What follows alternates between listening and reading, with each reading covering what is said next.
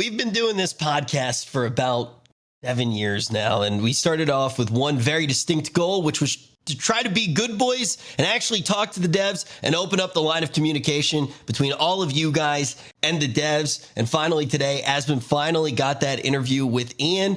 I think we learned a lot from it. And we thought, what better to actually get a group together and discuss it than having on the guest that we've had on the show more than anyone else, Preach, who's been on a long journey since the last time you've actually been on the show. Preach, you've been playing a lot of different games. How are you feeling about everything that you saw today? Fucking breaks, man. Asmon, are you not an arsehole now? Is that confirmed? No, I can't believe they gave. I can't believe they gave me the interview. I really can't, because contrary to popular opinion, I am still an asshole. Oh, okay, yes, but you've upgraded some way. I would go as far as to say he's worse than ever. Thank you, I appreciate that. Yeah, clearly something's changed. When did you get the message? I'm curious. Tell me. Did I have the interview? Yeah, literally 2 days ago. So here's what happened. It was the easiest thing ever. It was actually, Linksy set it all up for us. I messaged Linksy on what? I think it was 2 days before last Thursday. And we had the ability to do the interview last Thursday, but we were like, all right, let's just wait a week and do it. Literally in 2 days, Linksy got the entire interview set up. So a big shout out to her for helping us so much with it and actually finding the time. And they were very transparent. They were just like, Ian's really busy right now with everything going on. This is how much time we can do. And they set it all up. So I think that this might be something that we can hope to do in the future as well. For sure. Once you've broken through that barrier, it's kind of fine. Unless you get let's just suppose you go on some insane tirade, and your green hat flies off and you go completely fucking nuts. And, if you do that in your pink hoodie... Don't remind them. Do not remind them. It was one clip, Preach, and trust me, the hat is practically glued to my head now. I don't have your hairline. I still got to keep the hat on. Yeah. You don't go completely fucking mental. You're fine. Yeah, I mean sometimes it gets you fired. Even you go. Right? Jake, can you imagine if you went on such a crazy stream rant that you lost your fucking job? How bad would that be? That would be you just start a new company. You start over. By the way, you guys like the new merch? There you go. Yeah. One opportunity, one failure leads to a new opportunity, right? I guess that must be it.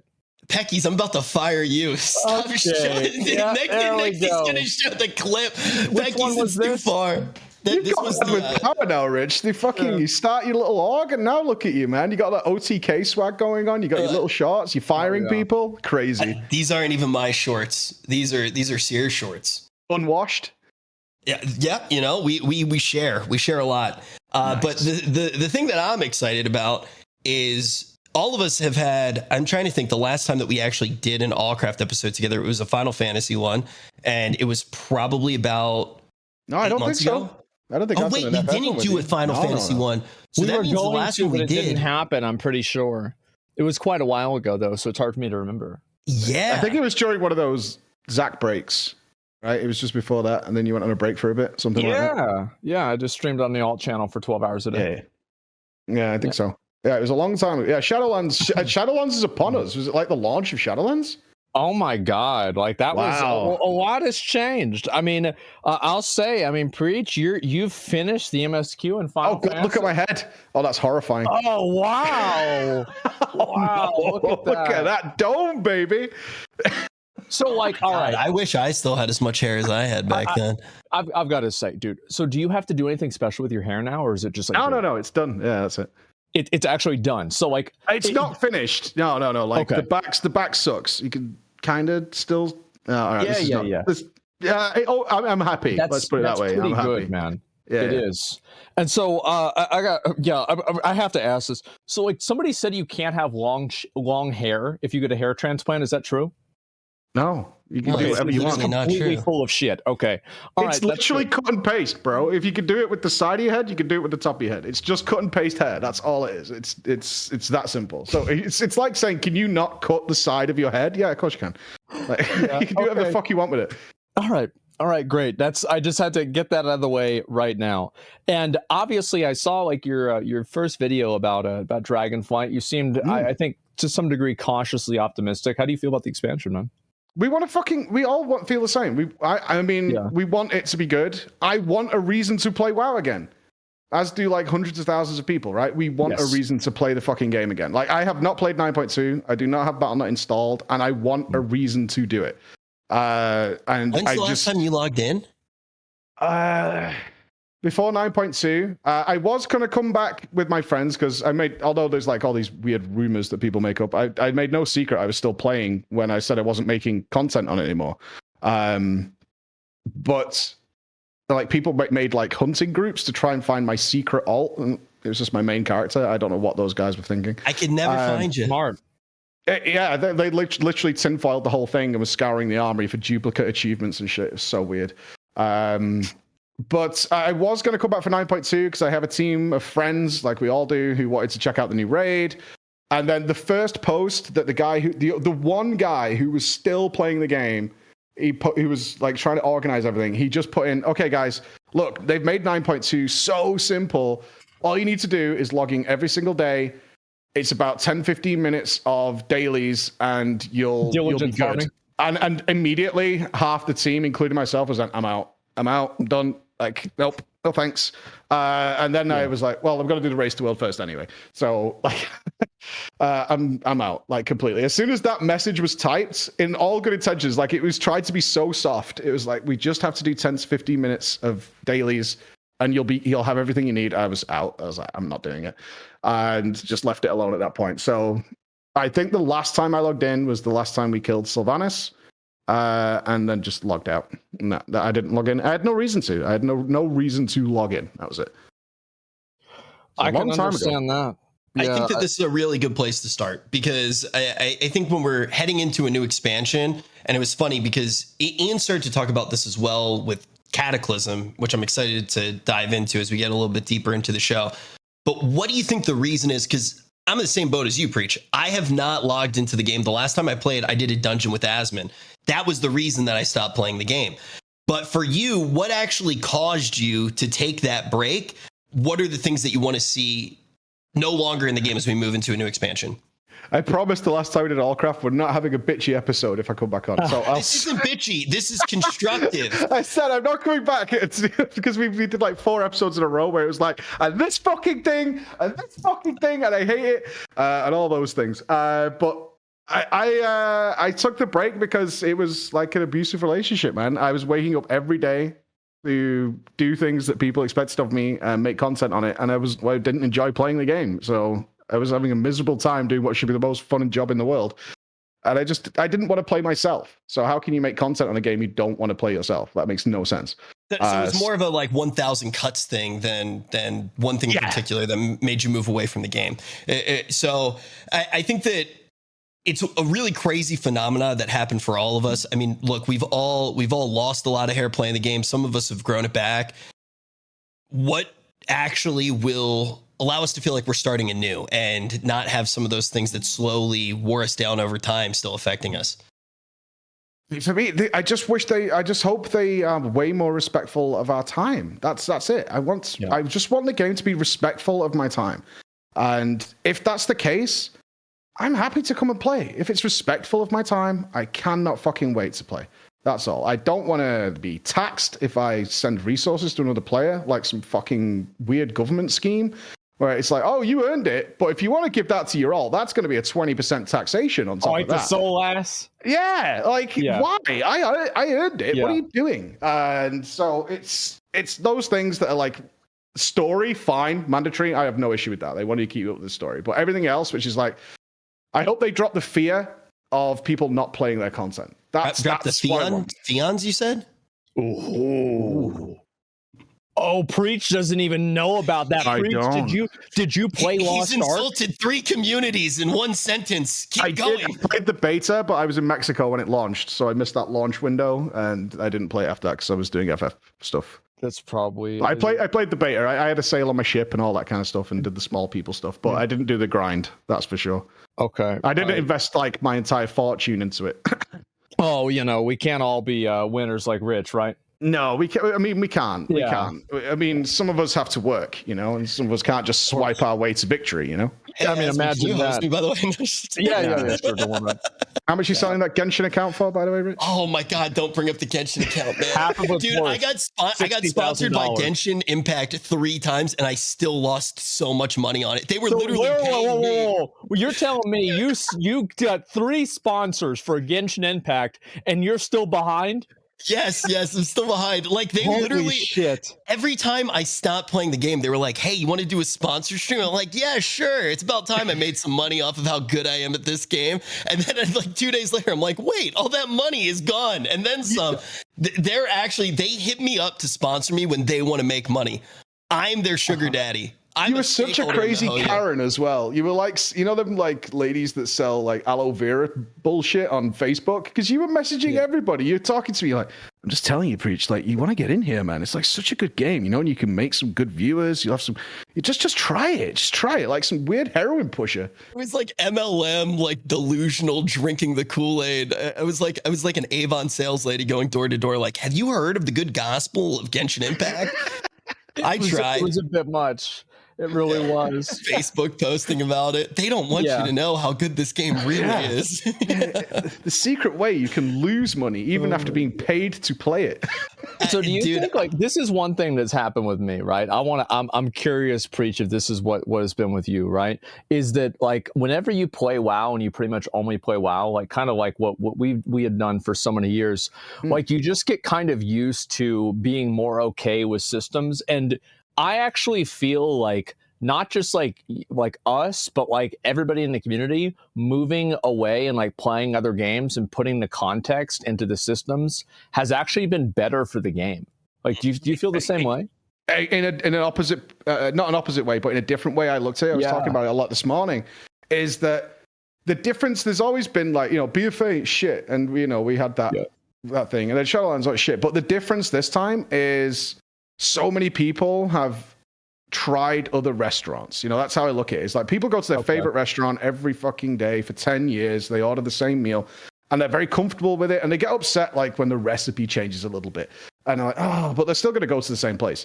Yeah. This time, though, so many players went to try other places and found that, holy shit, this is actually really different. And what I find with MMO players a lot is they're so dead set on that comfort zone that if you take an MMO player, so certainly someone who's played for like a decade, and you change their game, they're really uncomfortable and they don't like it at all. And they get very antsy and they tend to drop out very, very quickly because they don't know the names of the zones. They don't know what these currencies do, blah, blah, blah, blah, blah.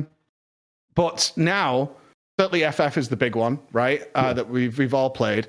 You go over there and you're like, wait a minute, I don't have to grind out reputations. Like, this is a big deal for WoW now, but the FF players are like, we never had to do that. Like, you do it once and you just have it. Like, we never had to grind out flying. And it's just not a thing we deal with at all. And we are constantly showered with rewards for our alts.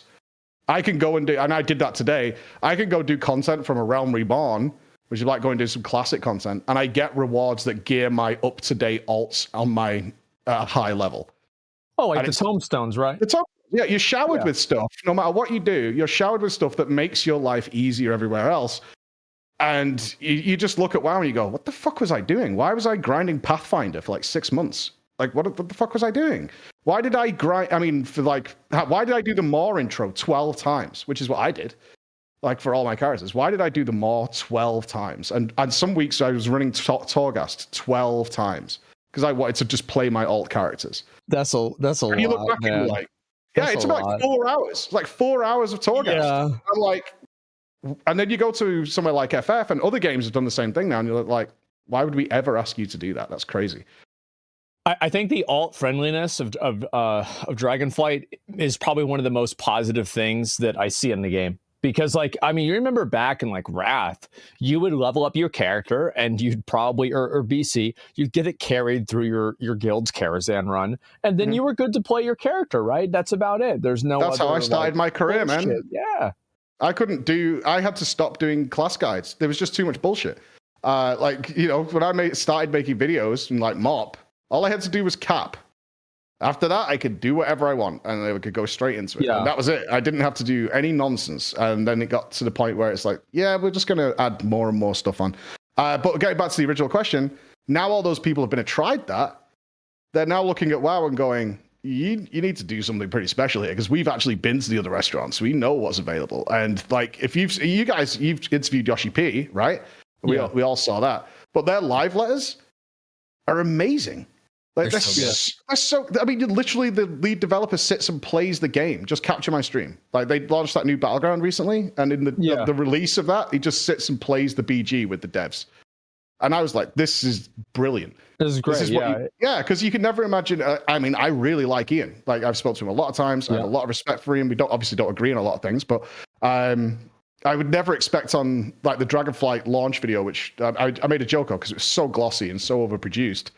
And then you look at the FF one, and it's literally two guys sat there at a dirty table playing the game and with stacks of fucking papers going, this is the new hairstyle on a piece of paper, right? Yeah. That's what they're doing. It's the same as did you see From Software whenever they did the same thing? And it was like, it wasn't even Miyazaki, it was another guy from the company, and they're just sitting in an empty room, and they're like, yeah, so we really hope you guys like the game. Thanks a lot for the award.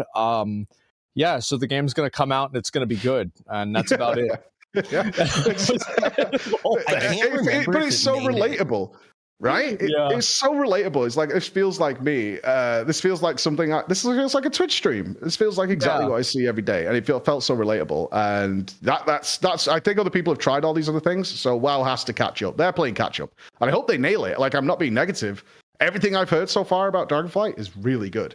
So you feel the same way I do? Yeah, I feel the same thing. Like, it's okay. All right, thank you. Okay. Yeah, God, I hope they do something with that damn sword. Honestly, I think it would be so funny if one day we just logged over to Silithus and it's just not there. If they do a cool story about it, I am totally down for that. Like, as long as there's a plan, I'm totally down for that. Yeah. Okay. Where is it? Where is it? You know? It's a good question. It's a very, very good question. We'll see what happens. But I do think that, like, I mean, speaking of going to other restaurants, apparently Blizzard did too with the whole dragon riding. They went to the Guild Wars 2 restaurant, and that is a good thing. It's actually so good too. I don't get why people are bitching about that. Like, wait, people are complaining about it? Of course, they were like, "Oh, they're just copying Guild Wars." Yeah, so I actually played Guild Wars. It was probably 2 months ago, and just to see what what's it like?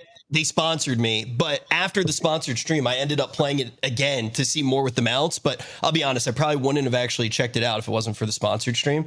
And then I was like, wait, these mounts are so good. And one of the things with the sponsor was they were like, we have the best mounts in MMORPGs. And before I did it, I was like, yeah, bullshit. It's going to be a mount. Like, I was like, there's no way it's going to be that different. And it really was. And they have cool community events around mount riding, all of these different things. And the second I saw it, I was like, wow, this is what Blizzard used to be so good at. Going to the other restaurants and then adding their own little spice to the dish and perfecting it. And I feel like we haven't seen them do it in so long. And a lot of the phenomena that you guys are really discussing, I feel like it was also a change of the times, not just World of Warcraft.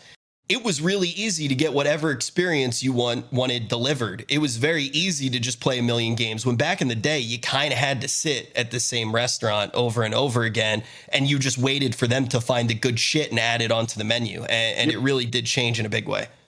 Yeah, you're in a world where you can get PoE for free, right? That's, you'd lose 2,000 hours in a heartbeat. You can play Destiny 2 for free. You can play FF All Those Heavensward for free. And you could, it's like, I could do Torghast for 12 hours. Yes. Or I could just not. And I could just play something else that lets me just jump in straight away and have a blast, right? You could do all those things. And they're all just sat there on Steam or whatever, and you can just install them and have them in 10 minutes. That's just the way it goes. And so they're playing catch up, but everything seems okay. I hope they've got a further plan, and nothing's like Warfronts where it's like half-baked and it doesn't go anywhere. I hope that, like, if it is half-baked, like, Torghast at the beginning was not, it was good. I think I've always been a fan of Torghast, but I do admire Blizzard for continuing to try to make it better with things like the boss-only Jaeger's Gauntlet, with things like Tower Knowledge. I hope that if they have an idea that they think can hit and hasn't, that they keep trying to make it better and listen to feedback on it rather than like with Islands. I always thought like Blizzard missed a huge opportunity with Islands and PvP Islands.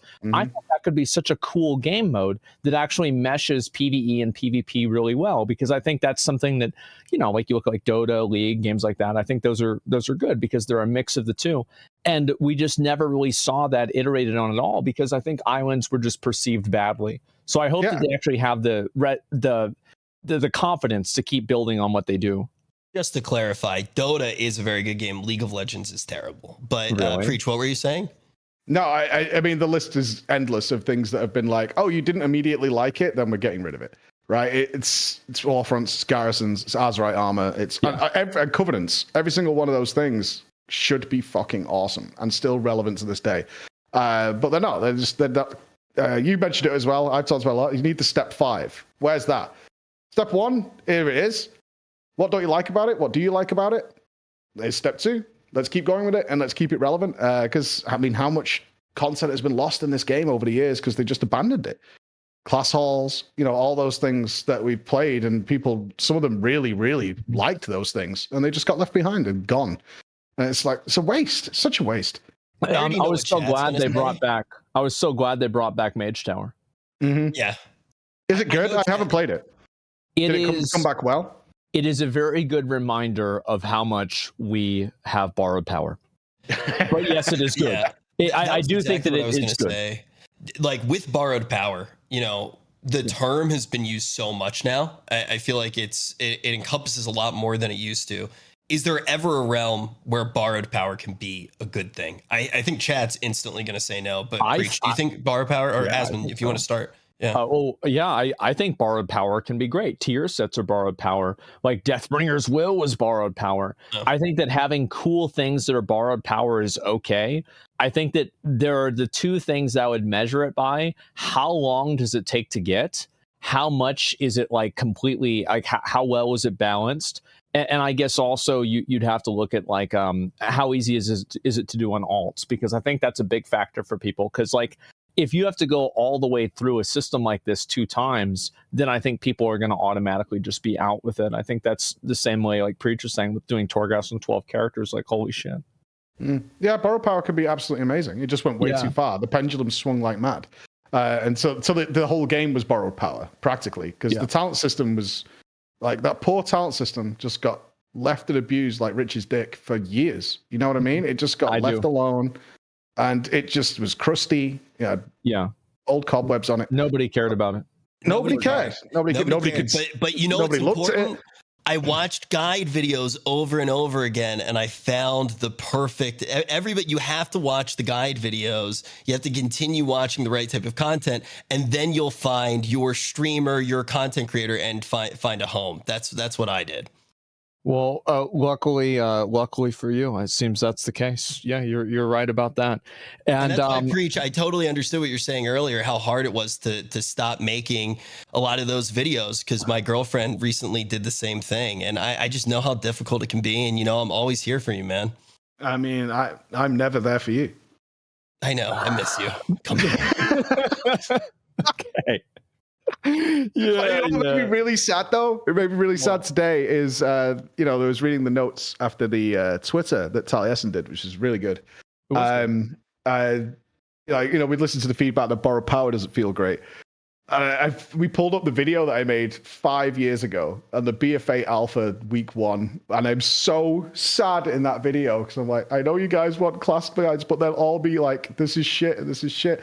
Borrowed power is terrible and all this stuff. And I was like, it's 5 years ago we were crying out for that, like, as a player base. I mean, I'm so glad it's changing now, but goddamn, we tried hard for that one. That was a wall we were bashing our heads against for a really long time as to how bad that felt.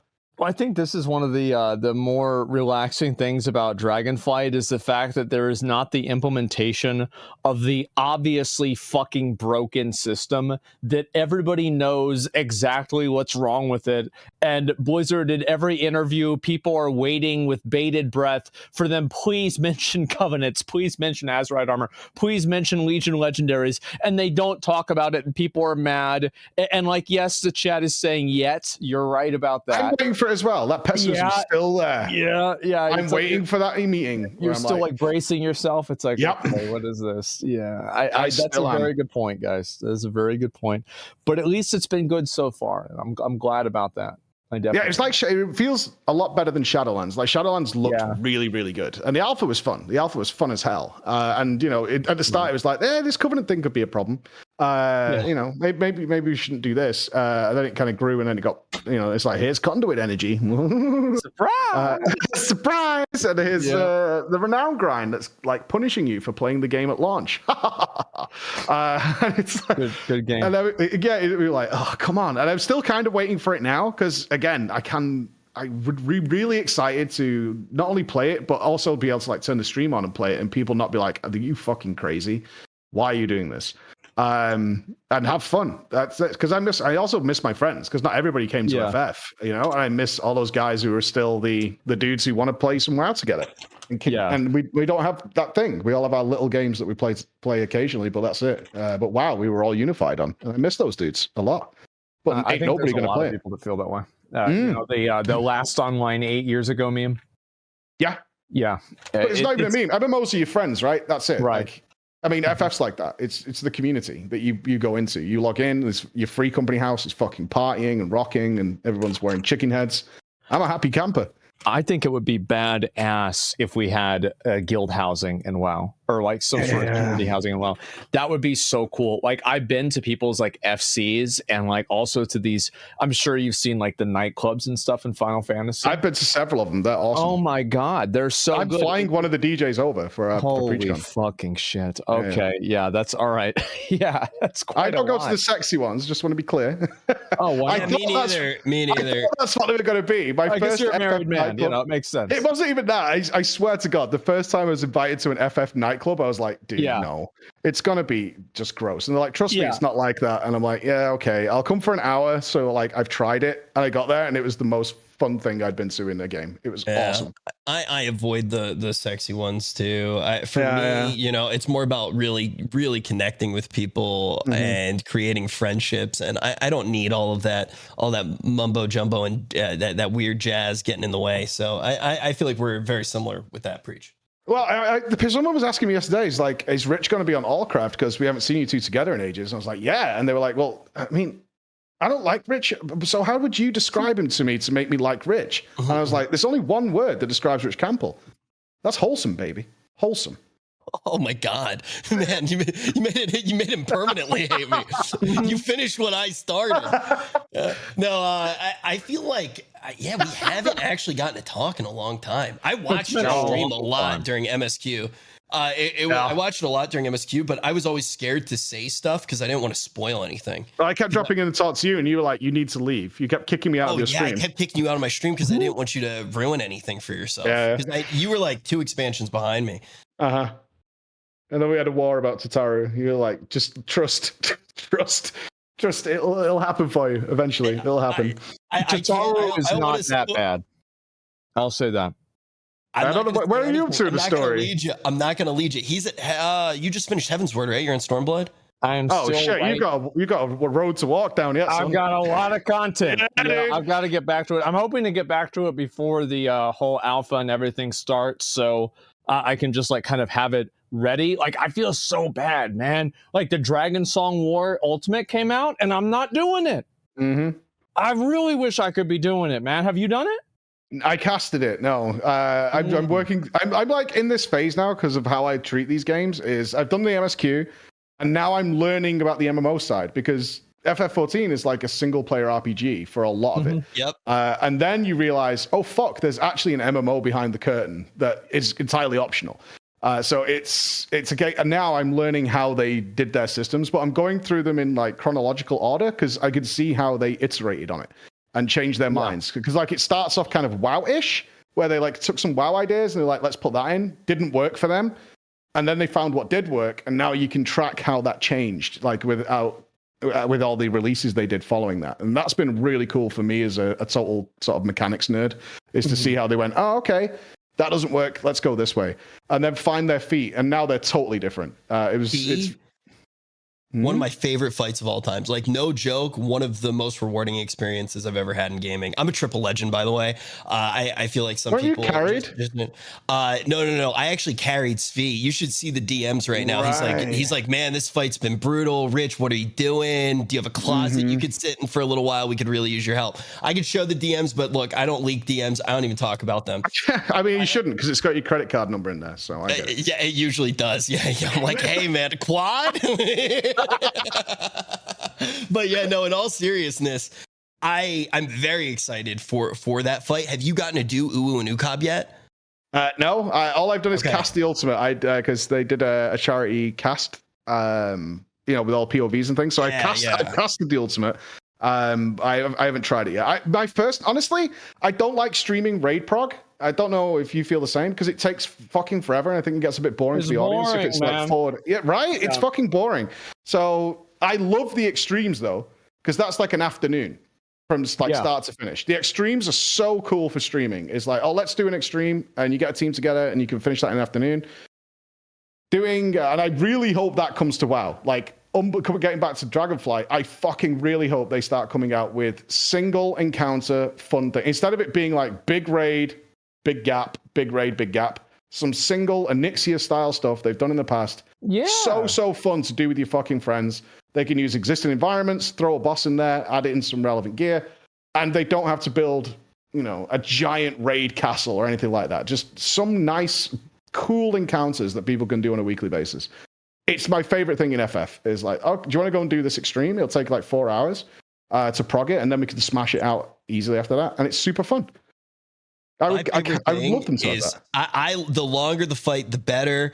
There's nothing better than locking myself in a closet with 7 of my friends who are at the same skill level as me and really learning a deep fight, just inside of a closet. And it's about time. It's about time for one more. How do you feel about such a heavy RPG experience, though, in the MMO? Like, do you kind of just completely separate the two? Because I was not used to that experience. It's a lot different, man. It is like, whenever I started, I couldn't eventually get around to like how many cinematics and everything it was. And it's I know not an MMO at the beginning. Yeah. You have some really good MMO moments in the world, right? It's like you're traveling through the world to experience the amusement park, and you make some really good friends along the way. You get distracted by that bard. You start to learn different things about the community, but you can't go on the Reddit because you're going to get spoiled. You can't do like a lot of the things in the game. And then all of a sudden, like when you finally get there, it's like you get your passport to the Final Fantasy 14 community. How'd you feel about it though, Preach? Because it's a very different experience. We actually checked, because when I did the charity subathon that I did last year, my team was like, we need to put FF on there as one of the goals. And I said no, because I'm not gonna like that stupid weeby the Wii game. Yeah, I'm not gonna like it. Because for years, people have been trying to get me into FF, right? And they send me pictures of Power Rangers with a Lalafell coming out of their ass, and they're like, this MMO is really good, dude. I was like, I'm not playing this game, man. That's fucking ridiculous. Right? I'm not playing it. So we checked the Discord messages from like all that time back, where I'm saying like, this is a bad idea because I'm going to play it for like an hour. I'm not going to like it. And then people might have donated something like fucking $20,000 for this. And I'm not going to enjoy myself. But they convinced me to give it a go. And so I was like, okay, fine, we'll put it on there. And they said a week. And the day of the stream, we were talking in the morning.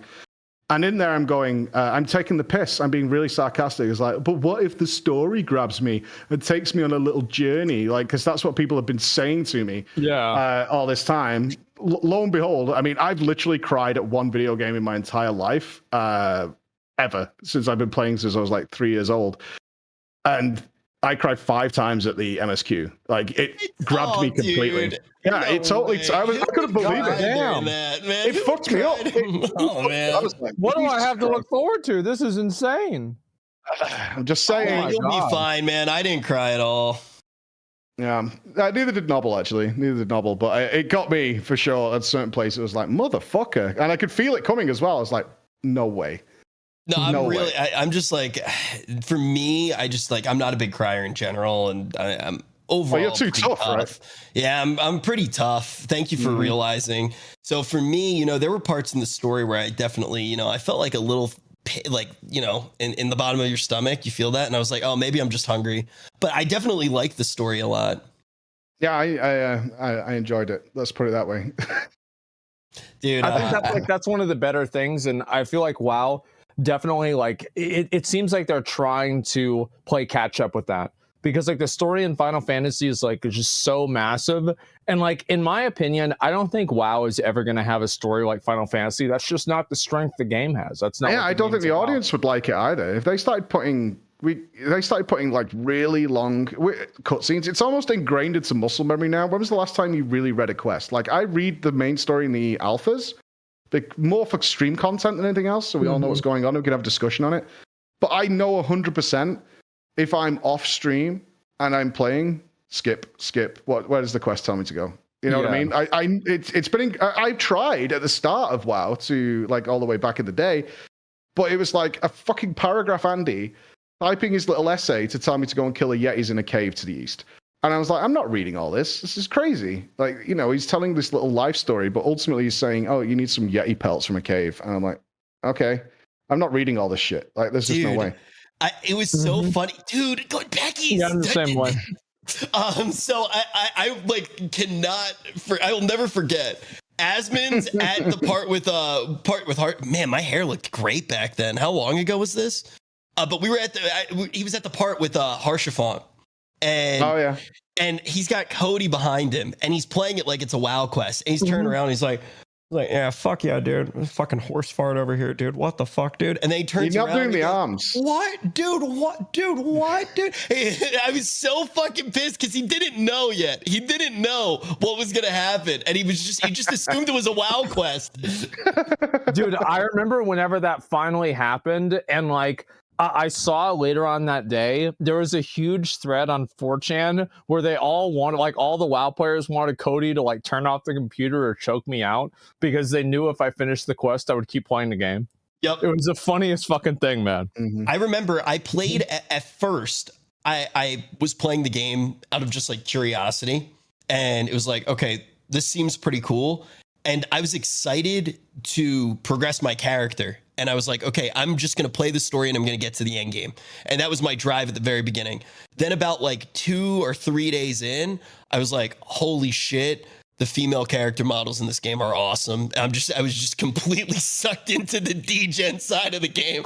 I was like in fucking hot tubs all day long. I was marching around the city. There's fucking bars playing. Well, the funny thing about that is, like, it's actually not even a lie. Like, anytime I would watch your stream, you'll have like MSQ today in the title, and it'll just be like you with your UI turned off, and there's like 3 cat girls in a hot tub, and you're talking about a YouTube video that you're watching, and it's about something that we did in 2017. It's like just 3 completely different, like unrelated narratives. Yeah, just like ADHD that you can actually catch. You know, it's terrible. It's the worst thing ever. But the thing is the second I would start the MSQ, I couldn't stop. I was doing like with MSQ and Preach. I've seen you feel the same way, because I would always know based off of, if it's early morning for me, I know it's like super degen hours for you. I feel like there are those moments in the MSQ where it's a little bit slower, so you get more distracted by the world. You start to really let the game breathe, and then you get sucked in, and it's like, okay, this is going to be an 18-hour stream, and you just can't stop with the MSQ. And I would see that happen at Preach a lot as well, but you've barely started the experience, Asmon. I'm like very excited to see. It's cool because you've experienced some of the game even more than I feel like I have, because I've watched you do it. And like, for example, Gold Saucer, you know, like you've min-max that shit. I watched you play it more than I've played it, but when you really get into the thick of the story, you're gonna have a really good time. I'm excited, man. I really am. Like, I'm just ready. Honestly, the story is nice, bruh. I want to raid. Like, I remember I went on my second stream, I did almost all of Savage, like min eye level, no echo. Holy shit, that stuff is hard. Like, it is, like, even all the way back then. And so, like, I cannot wait till I get to the actual new content. I get so mad. I hear, like, people talking about all the new stuff. I'm not doing it, you know? Preach, I think you're muted. No, he had to log back in and log back out. He fixed it. Yeah, the weird thing about Final Fantasy 14, though, and Preach, I'm curious if you feel the same way. Yeah. Final Fantasy 14, like it almost gave me my game virginity back in a weird way. I feel like this innocent person going around where I'm like, oh, I trust the game now to respect my time. And you like log off and you don't expect that treadmill to just beat the shit out of you. Because with Final Fantasy 14, you straight up, you can play the game and then you can be like, oh, my family wants to get dinner. And then you like go and you like hang out with people in the real world and you come back and the game's still there, still respecting your time. Most games don't give you that. The fucking daily reset until pretty recently. I had no idea what time it was. It didn't matter. It didn't matter at all. It was not something I thought about. It wasn't relevant to me. So that's the kind of stuff I've been finding out later is like daily reset stuff. And you're absolutely right. Like the biggest eye opener for me, and it's something I really hope we see in Dragonflight, and they take a lot of inspiration from it, is their end game farm zone called Bosnia. So it's their equivalent of Thunder Isle, that kind of thing. People have told me that you like this a lot. How does it work? Dude, it's the complete opposite of everything you know from WoW. Like the massive power gains that you get through the zone are given to you instantaneously. So because they want you to have fun with it, right? So what they do is they make everybody the same level in there. They give a shit ton of experience. Okay. So as long as you're above level 70, you can go there. Because it's only one character, they give you 3 extra raids for going there that are optional. 3 entire 24-man raids that are totally just there for people who enjoy that zone. They give you ludicrous power gains. Like every spell you have is now instant cast. So if you're playing a caster, you just have everything's instant cast. They double or quadruple your HP, double or quadruple your defenses, so you can't really die. They have I want to say 30 outdoor raid bosses. So it's like Torghast and Alpha? It's like it's the power level of like playing with my raid group in a raid. Mm-hmm. It's like that much extra power. Okay. Yeah. And they have a giant story attached to it because, of course, it's FF. There's a massive story attached to it. But the most important thing that I saw, and a really good thing that I hope Blizz picks up on, is how they engineer it socially to encourage you to support other players. So it's like a 1v1. I saw the video. They have Mage Tower, but it's outside and everybody can spectate. And if the guy wins, you all get double rewards for the next hour. So you're encouraged to go and watch the dude do this Mage Tower. And if he wins, you all get double rewards. So you're cheering the guy on naturally. It's socially engineered to encourage positive behavior. Because you want, even though you're not going to get, if he loses, you don't get anything, but you all flood over there anyway to watch it. And the way you enter it is also super smart because they have the vulnerability stack system if you fail mechanics, right? But you're so strong, you can't really die to these raid bosses. But that's not the point. They're just letting you know you did it wrong, but we're not going to kill you because this zone's supposed to be fun. They're just letting you know you did it wrong. We're not going to kill you, but you won't be able to enter the Mage Tower challenge afterwards. That's it. So you still get to play. Even if you're crap or you don't care, you still get to play. And because of that, you get to learn the encounters as well. Because it's like, you failed this. You're not dead, but we're just letting you know you failed this. So try something different next time. I've heard the PvP's good now too. It's way better than Palace of the Dead. Way better. I've done that many times. And, it's way better than Palace. Yeah. I heard the new PvP that just got added is super good. Yeah, we're doing a tournament. Yeah, we're starting a massive prize for it for the teams as it's so fun. Like it's very clever. It's got some problems, but PvP hasn't. So it's very cool. They have a cool idea there, which is like if your team is getting ruffle stomped, it's over very quickly.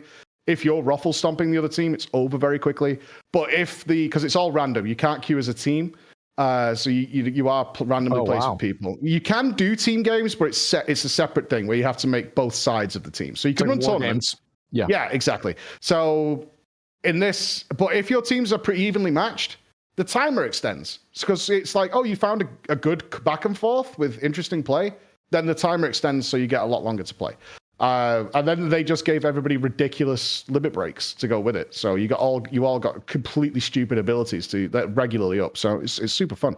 I like how they've done it. You can go on mad losing streaks, which does feel bad after a bit. You can lose for like 2 hours and there's not much you can do about it. But sounds like my whole life. I should be used to it. I'm just looking at you sat there in your pink hoodie and your blankie.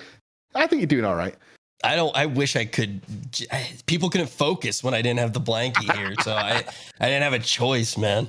Mm-hmm. It's because the tattoo. Have you seen this yet, Breach? What do you think? What is this? Is this real? Yeah. What's it say? KTO, your camera's mirrored. He said O. He said O, not D. He said O. He said O. He said O. That's a win. That's a win, dude. Asmon, you want to get a matching one with me? Is it getting filled in, or are you just having the outline? I just like the outline. I wanted it I think to that I think he was going to get it filled in, but then people brought up the fact that he could get fired. And so then he's kind of just like he hasn't wanted to fill it in because like hedging. You never, yeah, you hedge your bets, right? Did you wear those shorts to have it done? Did you make some person sit right next to your nearly exposed junk while they did that?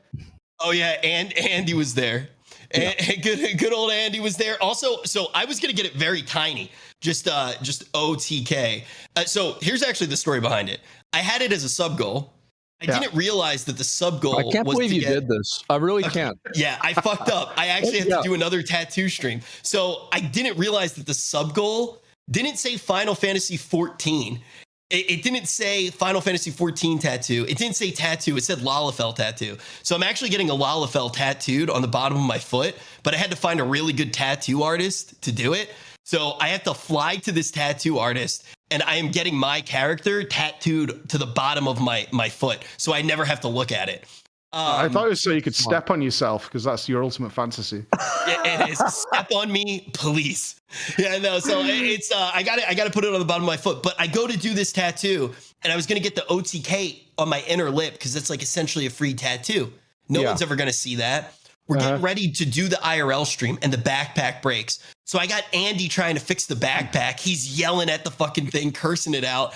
And then he turns to me and he goes, "By the way, Rich, I forgot to tell you, you can't get it on your inner lip because you have to wear a mask." Because it was like still during COVID. So he's like, "You got to pick a different part of your body." So wait. It'd be funny if I get it over the knee.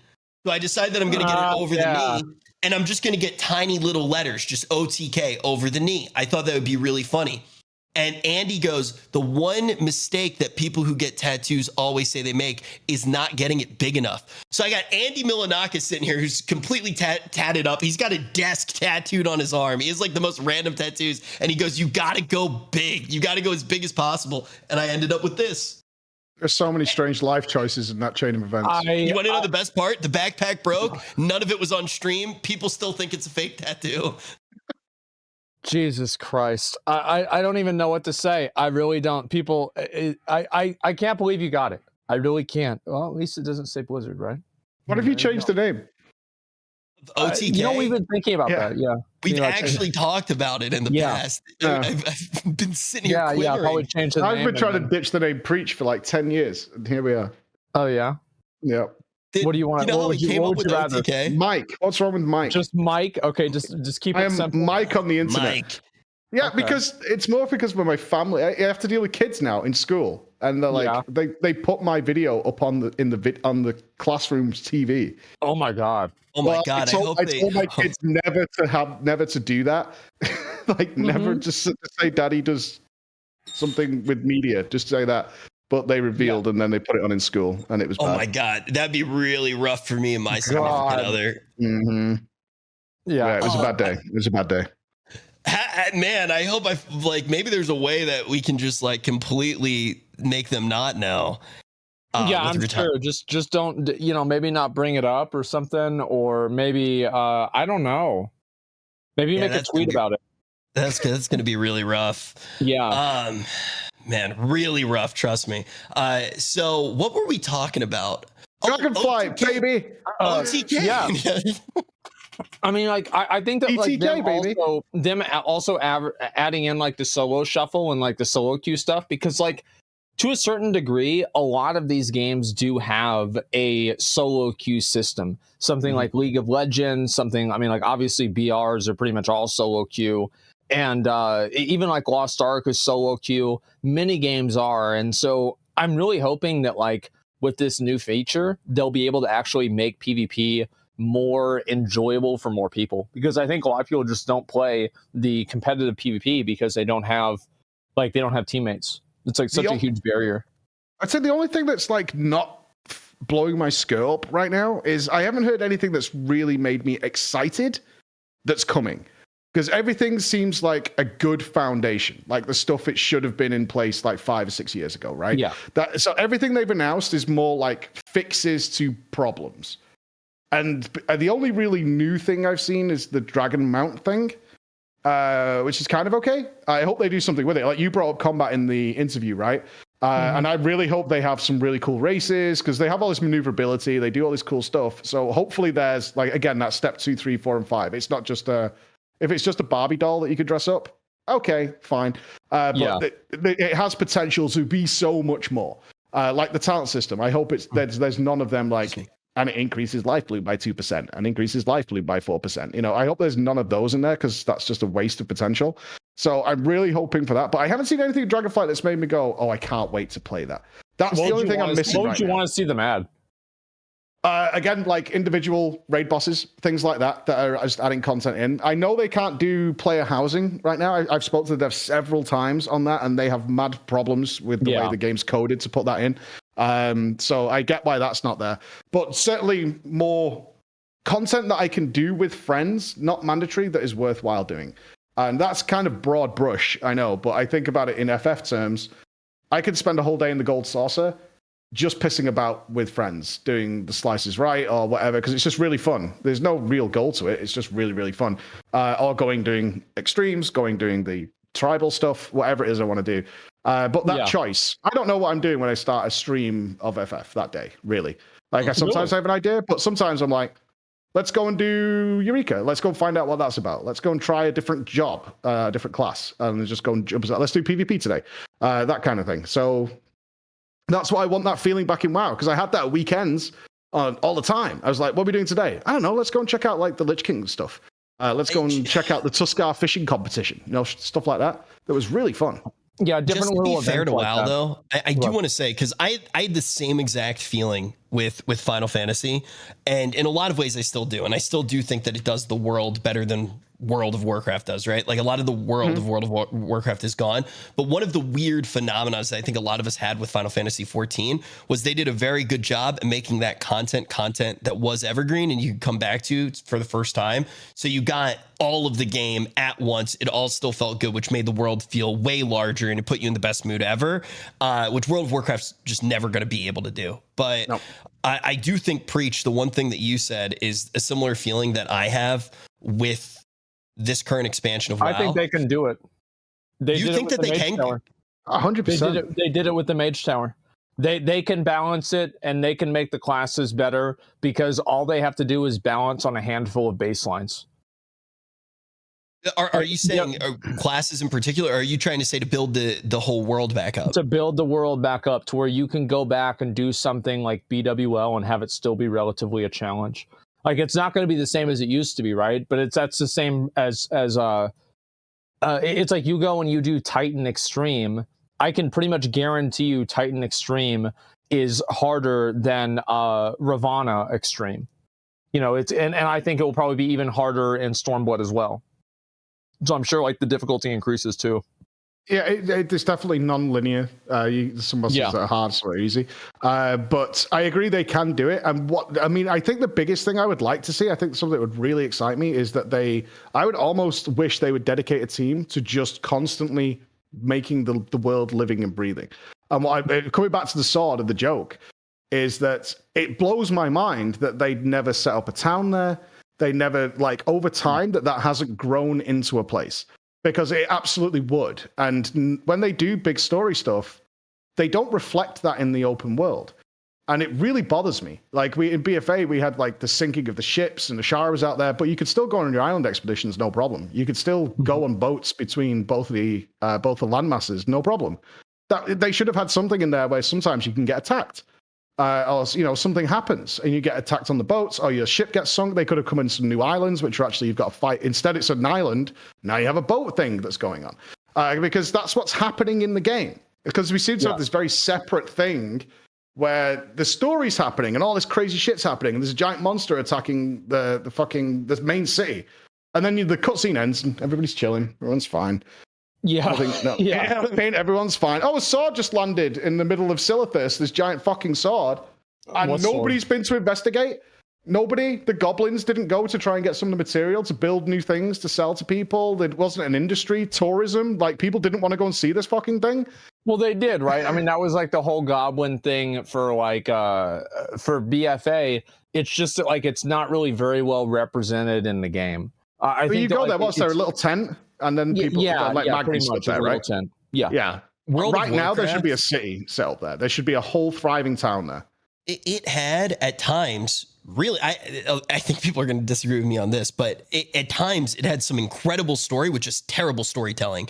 For me, all the best story that I learned from WoW when I really got into the lore, it was all through Novel. Like I would watch Novel's videos. That's how I would learn it. Sometimes maybe you would actually read a book. I read a Chronicle, for example, and that was how I got the story. I watched Pyromancer as well. And that was how I got the story. The game never gave it to me. And you basically got trained, even if you liked the lore at that time, to avoid it in the game and learn it from the content creators. That's where you got the lore. And it would make the game more enjoyable. It definitely would. But how do you change the storytelling in World of Warcraft? Like, would you want to see more of that new RPG blood element? You think just new blood? And new blood, new characters that we can give a shit about and have time to develop, right? They need time. So they need to. I mean, I think the future of WoW story is with Anduin. He's young. That character's young, and there's a long way to go. And he's had some good elements so far. So you can move up with. I think you can move up with him and then bring in new blood. That guy cries more than a Final Fantasy 14 player. I don't know about Anduin. Anduin's got. I think that's of all. If I was to look at the roster of main characters, right? You've got AFK Gar, Sylvanas up and down. You know what I mean? You've just got these characters that have been around forever. They flip flop. They ask for apexes and then they disappear. I'm bored of them, honestly. I'm really bored of them. Like I thought Bolvar was going to be cooler in Shadow. I guess I mean, it might sound strange. I fucking really want to enjoy the WoW story. As I've shown with FF and the tons of other games that I play on my stream, I love game stories because you get to interact with them. You get to have so much fun. You get to make choices and do all that stuff. And the Covenants should have been like that. The Covenants should have been badass. They had so much good stuff they could have done. But they obviously locked it down and went a different way. And I'm really, if it's for the WoW story, it can't be like FF. That doesn't suit the player base of WoW, I don't think, for the most part. I think if you try and copy FF, you're going to fail because that's now got like 12 years of build-up. You know, like DC versus Marvel in the movie world where they try and smash the Avengers together in half an hour. Oh, yeah, That's what you're going to get. You know it, right? You're going to get like that cobbled together, fucking rehashed old jammed in to try and make you care, and you're not going to care. But for story stuff, choices. Especially with the dragon aspects coming into it. Yeah. Are we going to side with an aspect? What if I want to side with the blue Dragonflight and then later down the line, throughout the story, I mean, I'm just spitballing what I'd like to see is like perhaps the bronze Dragonflight asks for help and you have a choice. Do you leave the blue to help the bronze? And that choice could have consequences. You did that, but the bronze Dragonflight lost somebody who you cared in the story. Or, I think that kind of stuff is cool. It's just that, like, I don't want to have it tied to an ability, you know? Oh, that's what the cover should have been. Yeah, that's what it is. It's like that stuff is really fun, and I think people enjoy that. It's the same as like you could be like a Sylvanas loyalist in BFA. I thought that was cool because it's not like if you're a loyalist to Sylvanas, you do 5% more damage in a raid or something like that. It's just purely a narrative decision that unlocks different power. dialogue. I mean, we're not getting power, right? That's the point. We're not getting borrowed power this expansion. We're holding you into that. So now you can have fun. Because like that's what I'm saying. The Covenants, and this is what we were saying at the start of the show, there's so many things like Covenants that should be fucking awesome, and they're not because they did the power shit. Like the changing Covenant should have been a whole storyline. It should have been something players wanted to do, or sticking with your Covenant gave you something more, and have consequences for that player that don't affect anybody else. That's your story. That's your story to tell and your story to go through, and it would have been cool. I think so. Anyway, I do want to say. So I agree with both of you fully. And it's funny because you bring up the choices and how that could be really cool for the story, Preach. And Asmon, you bring up that power's been tied behind it even very recently. And I feel like the thing with choices existing in the story, they were always afraid to have the story really be its own thing. And I think the people who like the lore would love to see something where those choices might impact lore for you and you might want to play multiple variations of the game, and that's it. And I think it's fine to have lore Andes want to go through all of these different experiences, and then some people wouldn't want to at all. I also will say also, like, some of it was like locked behind really high-end content. For example, you kind of assume, I think, that if, like, you know, Naxxramas got cleared in Classic WoW, that you killed Kel'Thuzad. But, like, you don't even know that the phylactery wasn't destroyed for Kel'Thuzad that enabled him to come back in Wrath of the Lich King unless you literally cleared all of the raid content in all of Classic WoW. And there is a certain amount of coolness to that. Absolutely. Like, that's kind of a really cool idea that happens. And then the Atiesh quest line, things like this, they're great. But I think, again, the problem is that it's tied to some sort of tangible outcome. You know, it can't just be its own thing. It can't be its own story. Because I do think that you can tell smaller scale stories in WoW and have them be more open-ended, where they don't really have an impact on the greater story, and it doesn't really matter. 100%. And most games have this, where you can make small choices, but whenever the credit scenes roll, you're always doing the exact same thing. And even something in, like, Dark Souls, you only really have 2 options in many regards. With Elden Ring, you have, I think, 6, but many of them are pretty much the same in at least the way that they're shown. So the way that this works is that I think that they have to make it to where they don't tell the story through the quest objectives. Because, like, Preach, what you were saying, oh my God, who is going to read all that? You know what it reminds me of? Is it's like I open up and I see somebody made a twit longer about something. I'm like, oh God. Like, I don't want to. I feel like my bones, bro. It's I see a twit longer. I'm like, oh man. No. Yeah, it's like, oh my God, I don't want to do this. Yeah, and it's like, yeah, I want to see, like, small, like, I think that the way that they're developing and, like, kind of giving you dialogue in, like, Zereth Mortis is better, because there's less of that and more of it is, like, more in compartmentalized, like, paragraphs or a couple of sentences, so people can just look at it and then click and then they process the information.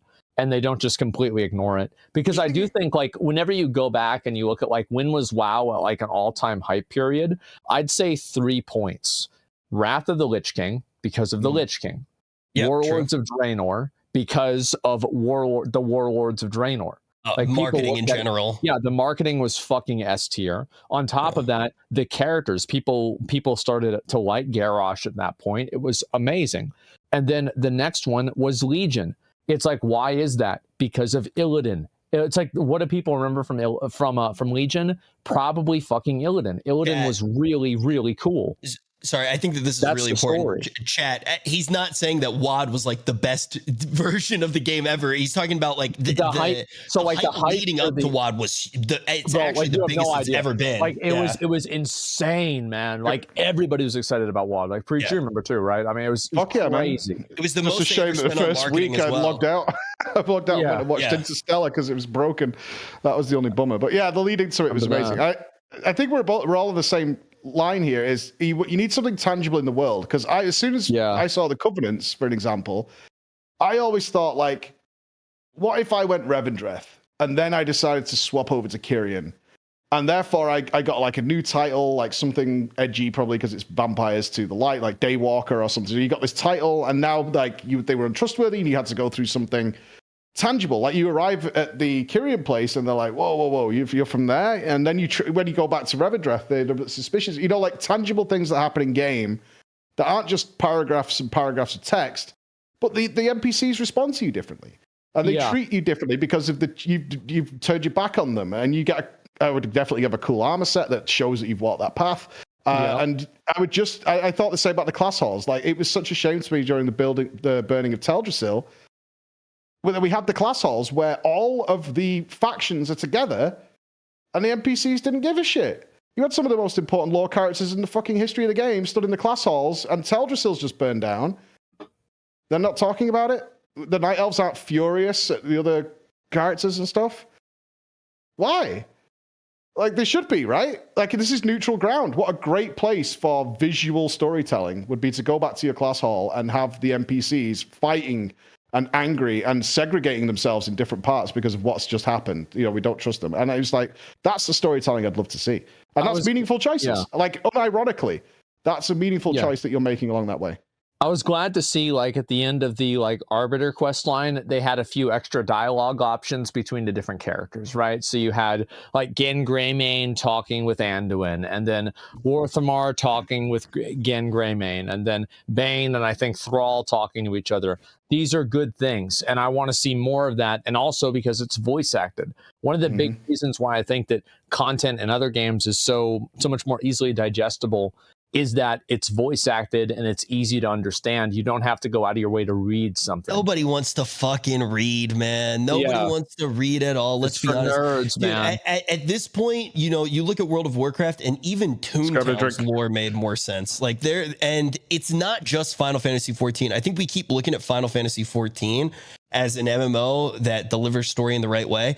It's not the only game that's done it, and there are a lot of different ways to do it as well. I don't know, Asmon, if you ever played it, but like Star Wars, their MMO, it was that BioWare storytelling. What'd you say? Did you say it was so good? No, it's so good. It's really good. I'm actually going to replay it off stream soon. It's same. Fantastic. I've been talking about playing it again recently. I would love to, if you want to do some of the raids and stuff together just for fun, I would love to do it. Like, I'm going to go back. Probably down. Yeah. Yeah, hit me up. I'm trying every MMO I can right now because it's such an eye-opening experience. Like I did Destiny 2 a couple of weeks back. It's really fucking fun. Like their gear system is so cool. You get your favorite gun. Yeah. And then you get a higher item level one. They're just like, oh, you don't like that one? Here, just have the item level on your favorite gun instead. Okay. Yeah, they do a lot of really cool stuff with gear. And one of the things that's funny when you look at WoW, I feel like it's a lot of the overworld loops that aren't good. So I've been playing a lot of games just like you preach and kind of looking at how they do gearing. I was even playing like Tiny Tina's Wonderland. Just for research, right? Stuff. For research. Yeah, I remember. Just for research off stream for 3 days straight, ignoring absolutely everything. But just like looking at, you know, how all these different games are pulling together loot. And even something like Lost Ark can be really informative because when you head into a new expansion, the overworld does not feel impactful in WoW. And there needs to be a little bit more synergy between that and what's going on with your endgame progression, I think. So much. The world should always reflect what's happening in the story because it creates, it's that tangible storytelling. Even if you're not into the story, you're still seeing the effects of the story, right? So you might ask that question like, what's going on? It's like, oh yeah, Rashara is back, right? And the seas are dangerous now. It's like, oh, okay, cool. But there's something that's happening that's showing you what's going on. If you're like, if this is your storytelling, right? If this is you doing the fucking MMO story, then you still get something out of it regardless. Like the world develops and does something with it. That's really fucking good. So I think that works because the FF story, it got me, but many of my friends tried FF and they were like, boost. I ain't into this, you know? Like, I know when I talked to a lot of the Echo dudes who tried FF, they did the raid. They were like, I boosted. I have no idea. Alpha who? I don't know. Whatever. You know what I mean? Like, I don't care. I don't give a shit. And that's fine. That's totally fine. Like, I don't have an issue with it at all. It's like, if the story doesn't grab you if you start that game, you roll in a caravan and a fucking Moogle pops out, and you're like, yeah, not for me. Then what's fine. this weeb shit? That's exactly what they were worried about. Yep, exactly. I know exactly what you mean. Yeah, for me, like, I actually, what was weird for me, like getting into Final Fantasy, is it had like this like weird familiarity that I didn't really even experience. I know it was like almost like I had played Final Fantasy in another lifetime and I just didn't know it, or in like an alternate universe, until I went downstairs and I saw that like Secret of Mana and a lot of my old games were actually made by the same people that made Final Fantasy. And it's like, wait a minute, this is like 20 years later. And I actually do remember like, yeah, this is kind of similar to this. It was so weird, man. Yeah, it's really crazy. Cool. You take all those experiences and you're not even thinking about it, and you kind of rejoin them in your head, and you experience it in a new way. I think it is really, there's this coziness to the game because of it that you don't know that you're going to have until you start playing. I felt the same way. They're still awesome, by the way. I'm streaming FF6 right now, which is like 99. It's fucking awesome. It's such a good game, and because it's pixel art, it still holds up. I mean, it's such a good experience because I just wanted to know where all these references were from, because every time, and you guys will know, like, oh, you've got that's from 7, that's from 4, that's like how from 10. Matoya was from the original Final Fantasy. Yeah, exactly. So I thought, fuck it, let's play them. So I played 4 last week. That was amazing because I mean, I can't spoil it right now, but there's a certain thing in Endwalker which is actually borrowed entirely from 4, and the new Endwalker MSQ is based on 4. So I was like, oh, cool, we'll get some context for that. And I had so much fun. I went straight into 6, having a blast with it. And I want that for Warcraft as well. Yeah, I just started. Yeah, so I started it at like right before the expansion came out because there were like 2 days where you really couldn't play Final Fantasy. So I was like, oh, okay, I'll just play 4 now, and didn't really get a chance. I just picked it back up again. It's so cool to go back and see all of those things. It still holds up so well. The gameplay is awesome. Like even for today, the gameplay is so good. What are they called? The remakes, the Pixel Remaster. Yeah, they're great. Highly recommend them to anyone. I feel like playing all of these other games too has actually been beneficial for a while. Like because I've never been happier. People have come, and it's like it's two things, right? Because like right now, the way I feel like it with WoW is that like I'm really excited about Dragonflight. I think everything about the game that they've announced has been really good, and there's not yet, as people have said, there is not yet that feature that is the obvious problem that everybody's gonna dislike, right? And so I can just be excited for the game, and I can also think to myself, I don't have to make 8 hours of content a day with this game. I don't have to think about playing this game 8 hours a day. I can play other games. And I think actually that's better for WoW, that people don't put all of their faith in playing the game constantly. Because one of the big differences between Final Fantasy and WoW is that Final Fantasy tells people, yo, go take a break. Whenever you're done with the content, come back later on. It's a big difference. I think you hit the nail on the head there, and also that the devs embrace that as well. It's a two avenues need to go. One, the players need to feel. I think it's better if you're not fully invested in one game, because if you're fully investing all your game time into one game, little things really start to pile up and get on your nerves because it's the only thing you're experiencing. You're not taking a break from it and then like coming back a little while later. But also, if the devs also have that mentality where we're not trying to build content here, and this comes back to what we said at the very start, like disrespecting your time. Yeah. That you have to be online all the time. We have to make content that keeps people online all the time, because everyone goes on about the MAUs, but that's the same whether you log in twice or whatever. It's like a gym membership, right? It doesn't matter if you go every day or you go twice a month. It doesn't matter. The price is still the same. You're still logging in. You're still doing whatever you want to do. And it also makes their content better, because if you're not building it with time gating in mind, right? And how do we make this content stretch for 6 months? If that's not part of your design philosophy, it frees you up so much to go, we could just do something cool here. We can, like, that's what I was saying about that Bosnia zone is, instead of like gating everything off, they gave you all the shit really early on. Like I was only there for an hour before I had like instant cast spells and extra defenses and cooldowns. And it wasn't a case that it was like a 3-minute buff. It's there for the entire duration I'm there, just on. So I'm just super powerful. And it was really cool. We were just running around as a group, blasting things, riding tanks around the battlefield and shooting stuff, and then doing a raid. And it wasn't a case of, well, until you get renown level 40, you're not going to be able to do that. And you can only get like renown once per day or something like that. It wasn't, designed to stretch out so we get the most out of it. And that's, if they go that route, God, I hope they do, they can start having a lot more fun with the content they make. Like, in my opinion, they'll just have so much more fun. You know what was the worst experience that I've had recently in gaming? And I think that I should say it now. But with Lost Ark, I actually had... I really love Lost Ark. And I'm going to play it tonight. Great game. But I had this moment that I think I was able to conceptualize it in a way that I wouldn't look at most games, but I started to straight up think with Lost Ark when I didn't play, because I got so used to that with Final Fantasy 14, where I was like, I'm going to play when I want to, I'm going to give it a rest, and then I'm going to come back and I'll play it and everything will be the same. With Lost Ark, I started thinking to myself, because I am such a whale, I started thinking, how much money am I losing? It's like, okay, if I want to hang out with this person right now, I just lost $20. If I do this, like I lose this. And I started thinking about how much value I was losing on my dailies, how much value I was losing on my weeklies. And I was straight up mathing it out, and I turned it into a job. And with Lost Ark, that is really palpable. It's right in front of you because of how the economy of the game works. With some of these other games like World of Warcraft, it's not as apparent, but it is what's happening over time when you feel locked in and you feel like it is a job and you feel yourself getting behind. Part of that psychological break, though, has to come from yourself, right? I'm not talking about the psychological break that I had when I was got fired the third time.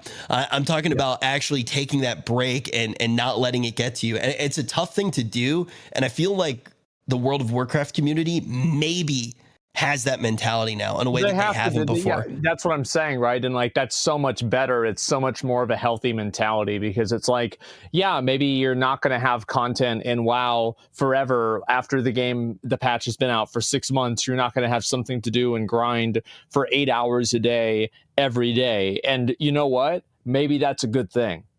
Maybe that's actually better for the game that they're not making it to where you have so much content and there's so many little things that you have to do that you feel compelled to log on for hours every day, months after a patch has been out. You know, you can just FOMO enjoy feeling, the game. right? Like, because they encourage it. They encourage that FOMO. Like you were saying earlier, if you don't do your dailies or whatever on your Saturday and Sunday, you're going to be 2 days behind your dudes. Like, you don't have to do it, and you read that everywhere. You know, you read it on forums like, you don't have to do it. You don't have to play the game. Yeah, but you're going to be 2 days behind on getting your legendary. You know, you're gonna be. I mean, this happened at the Race to World First, right? Is they kind of assumed the race would not last 3 weeks, right? Because it went absurd. And some players didn't farm their legendaries because, like, they didn't have to, right? But then it was like, you should have done, though. Now it's a big thing. It's like, oh my God, really? We should have been doing, like, more dailies on top of everything else we were doing. It's crappy shit like that. It comes back and it does have a tangible effect. And you just think, my friends have their legendaries. They put in their time. I don't have mine. I'm letting the team down. And the game kind of encourages that, and hopefully that's going away. And with everything being account wide, that looks like it should be the case, right? I mean, do you think they're going to let us grant levels? I was talking about this morning. Oh, like in Recruit a Friend? Fucking right. Do you remember having a account? I literally made that second account, and you get on and you just start granting the levels. That was one of the most satisfying feelings I've ever had in a video game. You felt like you were getting away with a murder, man. Mm-hmm. I hope so, because they're saying the only thing you should care about with alts is gearing, and I'm hoping they're going to let you grant levels to your alts. What I would like for them to do is for them to have like a series of like kind of challenges for your alt to do, like something relatively similar to the Mage Tower, that whenever you complete all of these challenges and it shows that you know how to play this character, you get automatically leveled up. You know, and it's something that like a good player can do in like maybe a couple of hours or something like that for the first time playing their class. I think that'd be great, or something to at least give people an idea that like, yeah, this is kind of a challenge. This is how to play your class, just so you're not having people that like queue in. Because like one thing that would suck is like if you have a bunch of people that are just like boosting characters. You remember this like whenever they added the boost at 90. Do you remember doing Throne of Thunder LFR after that? I can honestly say I don't think. Oh my God! This all if you are going to the easiest place to play in the game, so you're always going to encounter that whether they boost or not. Like that, I don't think that's something that should be. I guess I would say is that I don't think you should make a detrimental game element because some people are shit. Like I don't think that's a factor. Like I would even prefer these challenges that you talk about. I think they're a cool idea, but I would almost have them be on your main. So you think like. Fuck it, just let people level up anyway. It doesn't really matter if they're gonna. I don't give a fuck what anybody. This has been my stance. I don't give a fuck what Tommy is wearing or what level he is or if he's good or bad. I don't care. If I want good gameplay, I'm going to play with my friends. If that's what I'm looking for. What I'm not going to do is say I'm looking for a really good gaming experience in LFR, which is designed for the worst player to have a good time in. That's just crazy to me. It's like, let's go to the place which is accessible by literally anybody who can click on the fucking screen and look for a really good gameplay experience. I think that's just ridiculous. So if I want a really good gameplay experience, I'm going to seek that out in a guild. I'm going to seek that out in my Mythic Plus. I'm going to seek that out in my friends.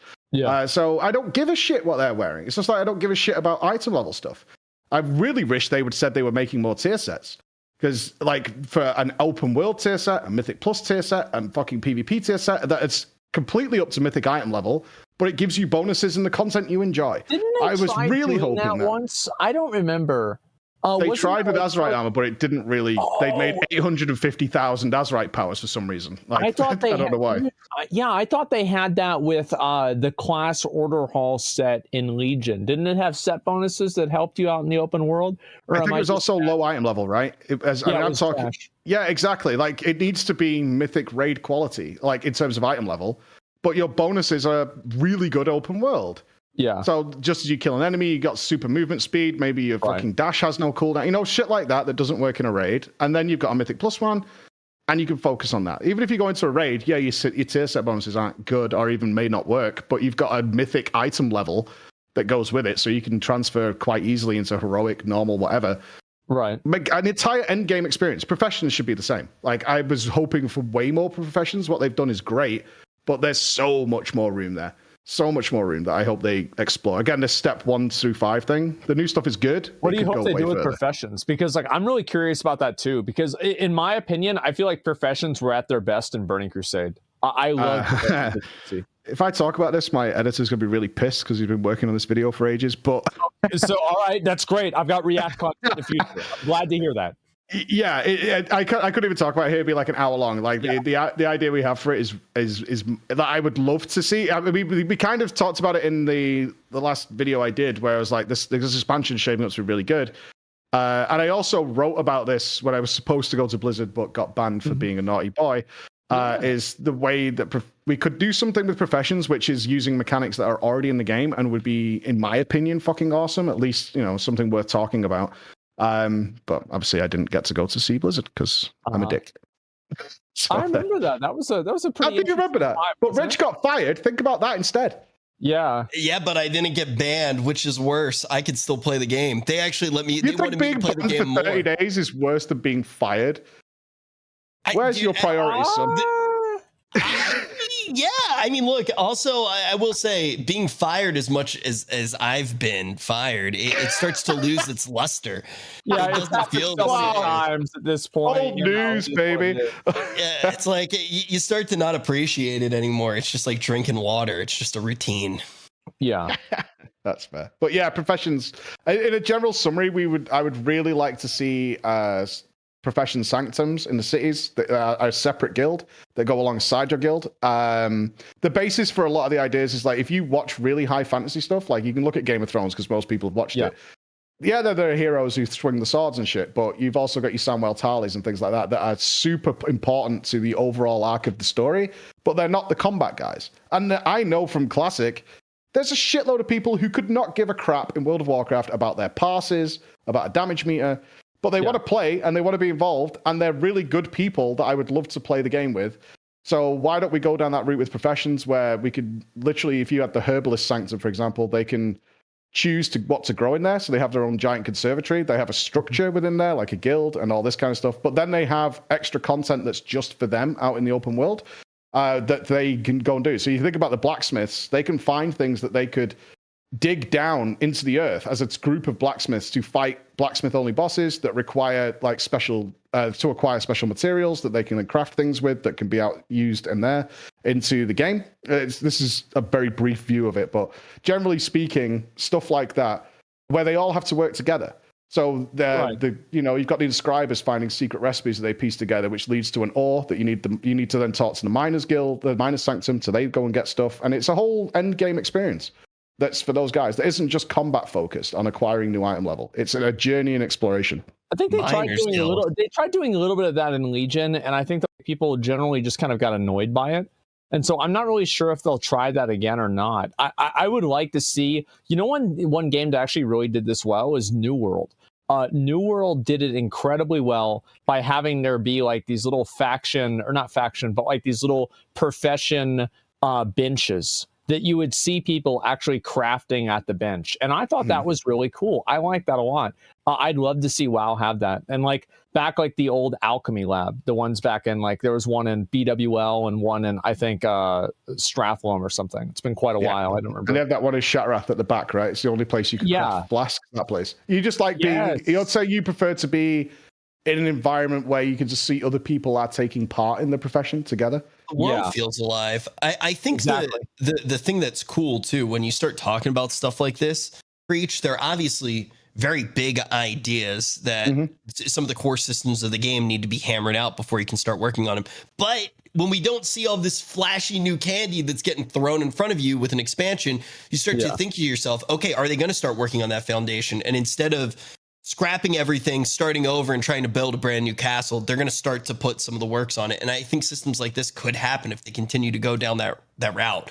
The question is whether or not that's actually what we're going to see. Well, I think so. Yeah, I mean, I hope so too. I think that's what's really important, is to have content like that keeps people engaged and makes the game feel like an actual MMO.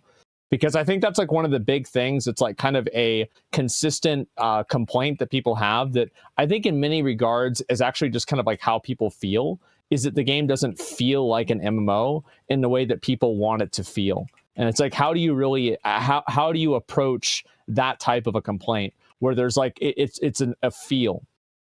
They could reduce phasing a lot as well. There's a lot more people playing than we realize, but phasing really kills a lot of that atmosphere.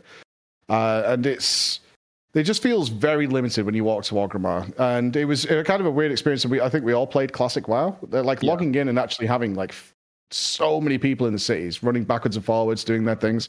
It was nice. It was like, and I know there's probably this amount of people playing retail. I just can't see them. And they're nowhere near me. Like, you give me my own little private playground to mess around in. Right? It's like, so I was playing New World, and I logged back into New World. And I don't know if you've been keeping up with New World, but this, if you have, this won't catch you by surprise. My server was dead. Okay? My server was dead, and I go and I look, and there's like a handful of servers that are very popular, and I see one is like super, super, super popular, right? It's the equivalent of like I don't know, like US Illidan or like US like I don't know, Tichondrius. And so I transfer that server. I'm on that server. People are popping off. There's people everywhere. Things are happening. New World is like alive again. It's like it automatically, like logging on whenever your server is dead in an MMO. There is nothing more depressing than that besides listening to the music in Korthia. Yep, that is it. I haven't heard it, so I'm free of that one. Yep, keep it that way. It's so depressing. And I remember whenever I logged over, I'm like, wow, this is actually really fun. I want to play New World again. This is enjoyable because I'm part of like a living, breathing world with like people in it. There's social interactions. Like I feel like they need to have more of that. Like I don't know. And more passive social engineering. It was the biggest thing I picked up on in the sidelines of FF. Like I said, a lot of people probably don't realize it's happening. But that, like they told you about Libozzi, is like that encouragement to support a stranger as a group of you and to form like a circle of people watching. I mean, I think back to people getting Thunder Fury, and you probably remember this, Zach, as well. Is like when you saw those guilds riding across Ungoro, heading towards Silithus, you knew something big was going down. Because one, you generally didn't see the big guilds altogether because they're usually at the raid instance, so unless you were hanging around MC. Yeah. But there was times where you were farming gorillas, you were getting your ape on, and then you would just see a stream of 40 or 80 players who were all epicked out on mounts riding across the... Then you were like, what is going... There's an army coming. It was crazy. And you follow them, and everyone's there killing Thunderen. You see Thunderen appear. Yeah. Everybody joins in and helps out. And then what would traditionally happen is the guy who got Thunder Fury would then do duels. And you would all form a giant circle. And this wasn't this is pre-streamer, right? As streamers, we do have that weird privilege where the groups would form if we're doing something like that. But this was natural. This was a naturally occurring event without streaming or anything like that. And people just got involved as a community. And that's when you were like, oh God, this game is so cool. Because I didn't even know what Thunderen was the first time I saw it. I just followed people who were just riding around. It was sick. It was one of the sickest experiences ever. Was like that for me in Duskwood. I was, feeling like I was on top of the world. I figured I'd take a shot at the big dragon. Turns out I missed. And it was, well, literally, actually, in that case. And it was funny. And like that kind of stuff is great because it gets you involved and it gives you a scope of the game, right? And like having different reasons for people to go out in the world. I actually thought Legion did a great job with this, with like how they had the class order hall quest lines that would send you back into old Azeroth. Yeah. I would love to see more of that stuff and where like the whole world is used rather than just like a very small fraction of it. And I think that was actually one of the biggest successes of Legion that I think a lot of people might not really notice as much. I think the best stuff they make is when you don't notice it's happening. Like, unless you're casting a really discerning eye, okay, what, you're looking at the game more like the Matrix. It's like, what is actually happening here mechanically? And trying to figure that stuff out. If you're just playing, it's just happening, and it's so fun. Like Dragon Wrath. I remember whenever the first guy in my guild got Dragon Wrath, holy shit, that was a big deal. Mm-hmm. So with Valnir, our whole guild was like, once we knew that guy was that day, it's happened. We all just stopped raiding. Nobody cared about the fact that we're on a limited time. We got to finish the raid. It was like, let's go and sort this out. Let's go and see it. Heal me with it so I can see the bubble. Like that kind of thing is that's the community aspect of it that's missing right now, and it can be passively done. It with clever design of what your quests are, what zones you're sending people to do, and what you do in them. You can passively push people in that correct without having, because I think a lot of people put, I know we're talking about FF a lot, but we've all played it, so we get the idea, is that a lot of the positivity is forced because you're not allowed to be toxic. Yeah. That exists, but that's not really the point. The point is they make it so it's fine. They encourage you to be positive because they reward you with it. Well, it's also, dude, like I was talking about this like today with Mythic Plus, right? Why the fuck do keys deplete? Well, why without why? So you don't choose. Yeah, it's like, so who gives a shit? Like it's like time. Like you should get something out of it. Like what the I don't get it. You still did the thing, and like now like everybody's mad and they're frustrated. Like you have like things like, I feel like a game developer, like obviously you're gonna have people like me who are gonna mauled out at anything. I'm just gonna get mad about like if you put something in the game and there's a lose condition, that lose condition will make me mad. But there is a spectrum of getting mad. And it's like a lot of times I feel like the game has these problems and like these things in it that just make you mad. It's like they're designed your time. Well, they're designed against the other people too, right? Preach already touched on this, but what Final Fantasy 14 does very well is it has these socially engineered systems that kind of change the mind frame, like the actual mindset that you're going into the game with, and then they provide you with all of these tools to create emergent moments of socialization, right? Like even just a bard being able to play music. Yeah, that allows for emergent gameplay to happen where you're interacting with people. And that positive mental framework that you have, it starts to impact those little moments in the game. And while you're sitting there and you're pissed off 90% of the time you're playing the game, of course you're going to have more toxic social interactions. It's like talking to somebody before you have your morning cup of coffee. You're not in a good mood. There's nothing worse than having your key depleted and lowered, and there's nothing you could do about it. You didn't fuck up. You didn't do anything. You still invested your time. Yeah, and it takes it away from you. Or he leaves the group, or he disconnects, right? Like, let's assume like no ill intent, or like one interrupt gets missed, and like it's a wipe in the key, or a mistake happens, it's a wipe. Like it's just, there are so many moments that just create frustrating outcomes that I think don't really need to happen. Like this doesn't. Like who's the beneficiary here? Why is this? Yeah, who's like who wins here? Like what's the upside to this? Right, and it's like I think that's one thing. It's like rethinking a lot of the philosophies around like the reward structures and also the punishment structures in the game. And I think a lot of people saw that, especially with like Final Fantasy and the raids. Like, holy shit, if you're raiding in Final Fantasy, you know what you have to do? You just go to the raid, it teleports you in front of the boss like 9 times out of 10, and you just do the boss. There's not like a run back. You don't have to repair your gear constantly. This is what they changed. That's what you can see, because the initial, this is what I was saying earlier, is like I'm working through them chronologically, because you can see that in the early days they had the trash runs, they kept that for a little bit, and then over time they're like, people just don't like this, so let's just not have this, and nobody was angry about it. Let's just put you in front of the boss. Let's have a cool cutscene. You can skip it if you want to, and off we go.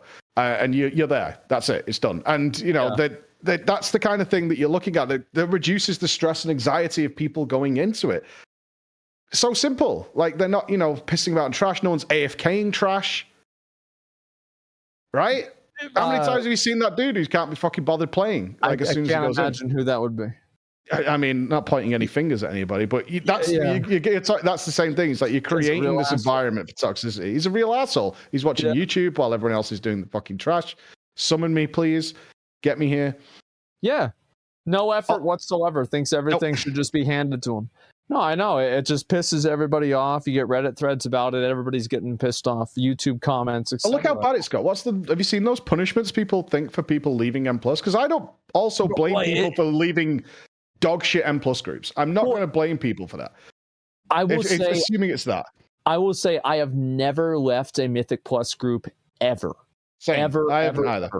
I have never left one unless we considered it was over and we just decided, listen, guys, let's be honest here. Let's come to Jesus. Mm-hmm. It's not going to happen. And that was it. But like before then, like besides that, I've never left one of these groups before. And so like, I'm not even one of these people, but it's just, they're like, okay, well, we want you banned for like a week or something like that. You should lose your fingers. You should not be allowed to play WoW for 4 days. Man. Yeah, people are getting really very malicious with it. Yeah. And it's like I'm the same as you. I've never been in a group that has like universally agreed to finish early, like let's just call it, which again shouldn't need to happen. Like you said, if we didn't have the deplete option, it probably wouldn't matter unless the group is physically incapable of coordinating enough to get past the trash pack, right? This dungeon was way too high. We went further than we should have, and we're screwed up. Like that's never happened. But if you could just still finish and you're 2 minutes behind the timer or even 5 or 10 minutes, you still get your rewards because you still finish. Your key doesn't go up. Fine. That's not a big deal. But it also doesn't it doesn't fail you and then take your key lower. Like, why? It's like insult to injury. There's so many things in the game I feel like fall under the category of insult to injury. You're punishing the one guy who brought the key. Yeah. He's the only one who's getting punished there. Oh, you decided to put your key up for the group? You dumb fuck. Now look what happened. Now you've got a 14 key instead of your 15. Enjoy that next week. Yeah, enjoy that, you fucking idiot. How dare you try and run your damn key, you fucking clown. Like, that's what it feels like. It's like, okay. Like this. I'm sitting here and I'm just pretending you're talking to me. I'm like, yeah. Yeah, I'm really messed up, huh? Yeah, that's my bad. Keep going. I'm fucked up, right?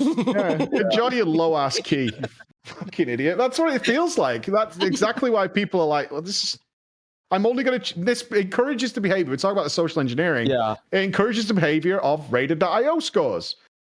Because why do you want to take a risk on somebody? Right? Why would you? Why would you want to waste? It's like a 30-minute investment. A 30-minute investment.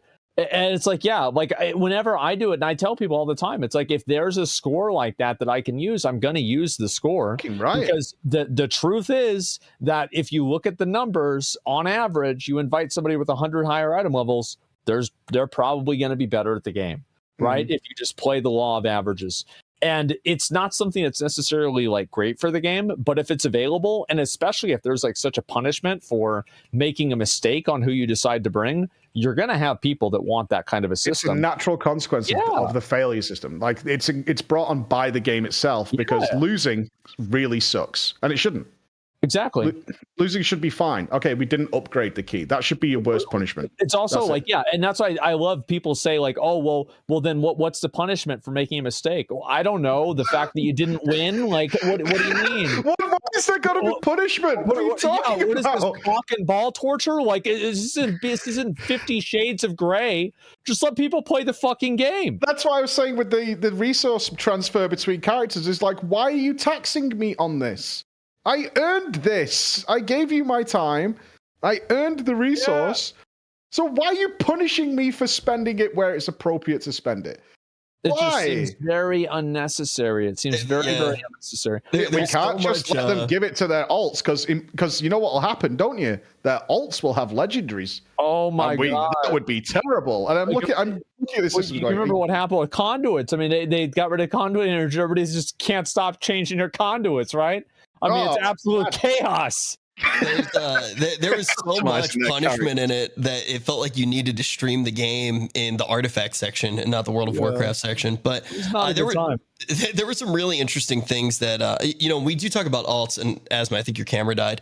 But when we talk about alts, I actually do think Lost Ark, that was my biggest takeaway from Lost Ark. That was a game that really encouraged you to play a lot of different characters, and it felt pretty good to play a lot of different characters, especially if you spend a lot of money on them. But there are two big things that I wanted to bring up that Ian talked about. One is add-ons. and the other one is actually talking about the future of classic WoW. And he was talking about Wrath of the Lich King a little bit. But I think we can start with the add-ons, because Preach, what Ian was talking about was kind of the idea that now a lot of the add-ons, they feel computational, right? They're actually solving the problem for you. They're telling you exactly how to play the game. And he started to bring up a lot of different fights, even some of them from Wrath, where it's like, you know, the game wouldn't really work even back then if we had the add-ons that we have now. What's your opinion on add-ons, especially after playing 14? I don't miss them. I don't use them in 14 but the game works differently. Like it's a very important thing is that they very, very different games in how they work. Because nearly all FF14 bosses are dancers. My cam should be good now, by the way. But I was there for the entire Race to World first race, where Echo literally has a weak aura team. It's not just even one guy. They have a team of people developing these weak auras. I think it's one of those issues that feels like it's more of an issue for a very small amount of people that gets blown up unnecessarily. But the problem is, WoW has such a variety of fights where they prove that, one, they can make really, really hard fights that add-ons don't really help. So an example would be Halondrus. Halondrus is a very simple idea that doesn't need... They made weak auras for it, but it didn't help them at all. Like, it was just really fucking hard. You just had to deal with that bomb. It was all positioning based. Really, you had to work as a little team. So they've designed that boss where weak auras didn't matter a fucking iota on that fight. And so they can do that. But they then can't make a fight like the Jailer, because that's a different style of fight that relied heavily on weak auras. Like crazy amounts of weak auras were made for that and were required to do it. So if they do want to do something with add-ons, but again, I want to reiterate, this feels like an issue for very, very few people. I think most people's add-ons are probably UI based and having nice buffs and debuffs and things like that. Now, they can build all that into the UI. That would be sweet. I would much rather just have to not install and update my add-ons, or have to listen to some player say, I can't play tonight because my add-ons haven't updated and I can't play without my fucking UI, right? That's the most frustrating conversation you ever have. Is like, oh, well, I can't because LVUI is not updated, so I can't play WoW. It's ridiculous. But breaking a lot of stuff... There was a lot that came out of this Race to World First, and I think this add-on conversation was one of them. The Race to World First, this Sepulchre raid was an anomaly, like a crazy anomaly. And from the back of that, I don't think we'll see a raid like that for years to come. I think it would be a long time before we see something as hardcore as Sepulchre was. I don't think we should make too many rash decisions based on that. Like, do you think I could clear it tonight if I come back after 2 years? I mean, Scripes had a baby today. Congratulations, by the way. Scripe had his baby just before we had Allcraft. Wow. He's a daddy now. Yeah. You're US. You can call Max, see what he's doing. He could probably get you through. Swipey. I don't like getting swipey. Man. Swipey. I don't know if you know, but I'm Asmon's friend, and I'm looking to experience the new raid content. Oh my god! Maybe I'll give you Max's number. You can call him. I already have it, man. My name is Rich Campbell. I already have that number. How the fuck do you think I got the other raids now? I was the transmog officer of that guild for a little bit, but no. In all seriousness, what do you guys want out of it? Like, I don't really see a big problem. I think with the add-ons, the thing that I was going to say that, you know, Ian led on to is it does affect their design, right, of encounters. And he talked about some of the fights, which I really did think the mechanics were cool, where it's like, okay, how do we break the add-ons? If it can't hook on to what buffs the player has, if it can't hook onto this and that, how do we get around it? And they made these little communication puzzles. And I do think some of them were really interesting mechanics that felt nuanced. But I think when the fights and the encounters start to be designed to just strictly avoid the add-ons, that's when sometimes you're going to get a lower quality fight, because you're trying to hide from something instead of just creating the best experience. It has to be simpler, if you can't break like Ian mentioned in the interview when I was watching it, it's like we can't break certain key parts of the API without catastrophically breaking everything else. Now, I know some people will just be like, just do it, let's go with it, but you're probably dealing with breaking some innocuous add-on that's just a nice quality of life for you, like it tracks rebirth or something, which no longer works. And it's just annoying and frustrating. Or your slice and dice buff, and they don't have a good solution for that in-game. Because WoW has been ingrained with customized UIs since day one, right? I was doing it in vanilla. I've done it every day since. I love and they can make it better, and I hope they do. I don't think they want all their fights to be like Halondra's, which again is a perfect example of a fight that doesn't need add-ons at all. I do want to say this, and I'm not trying to sound douchey with this, and I feel like I'm usually trying not to sound douchey, and I still do, but it's the New York accent. I'm an okay guy, I promise.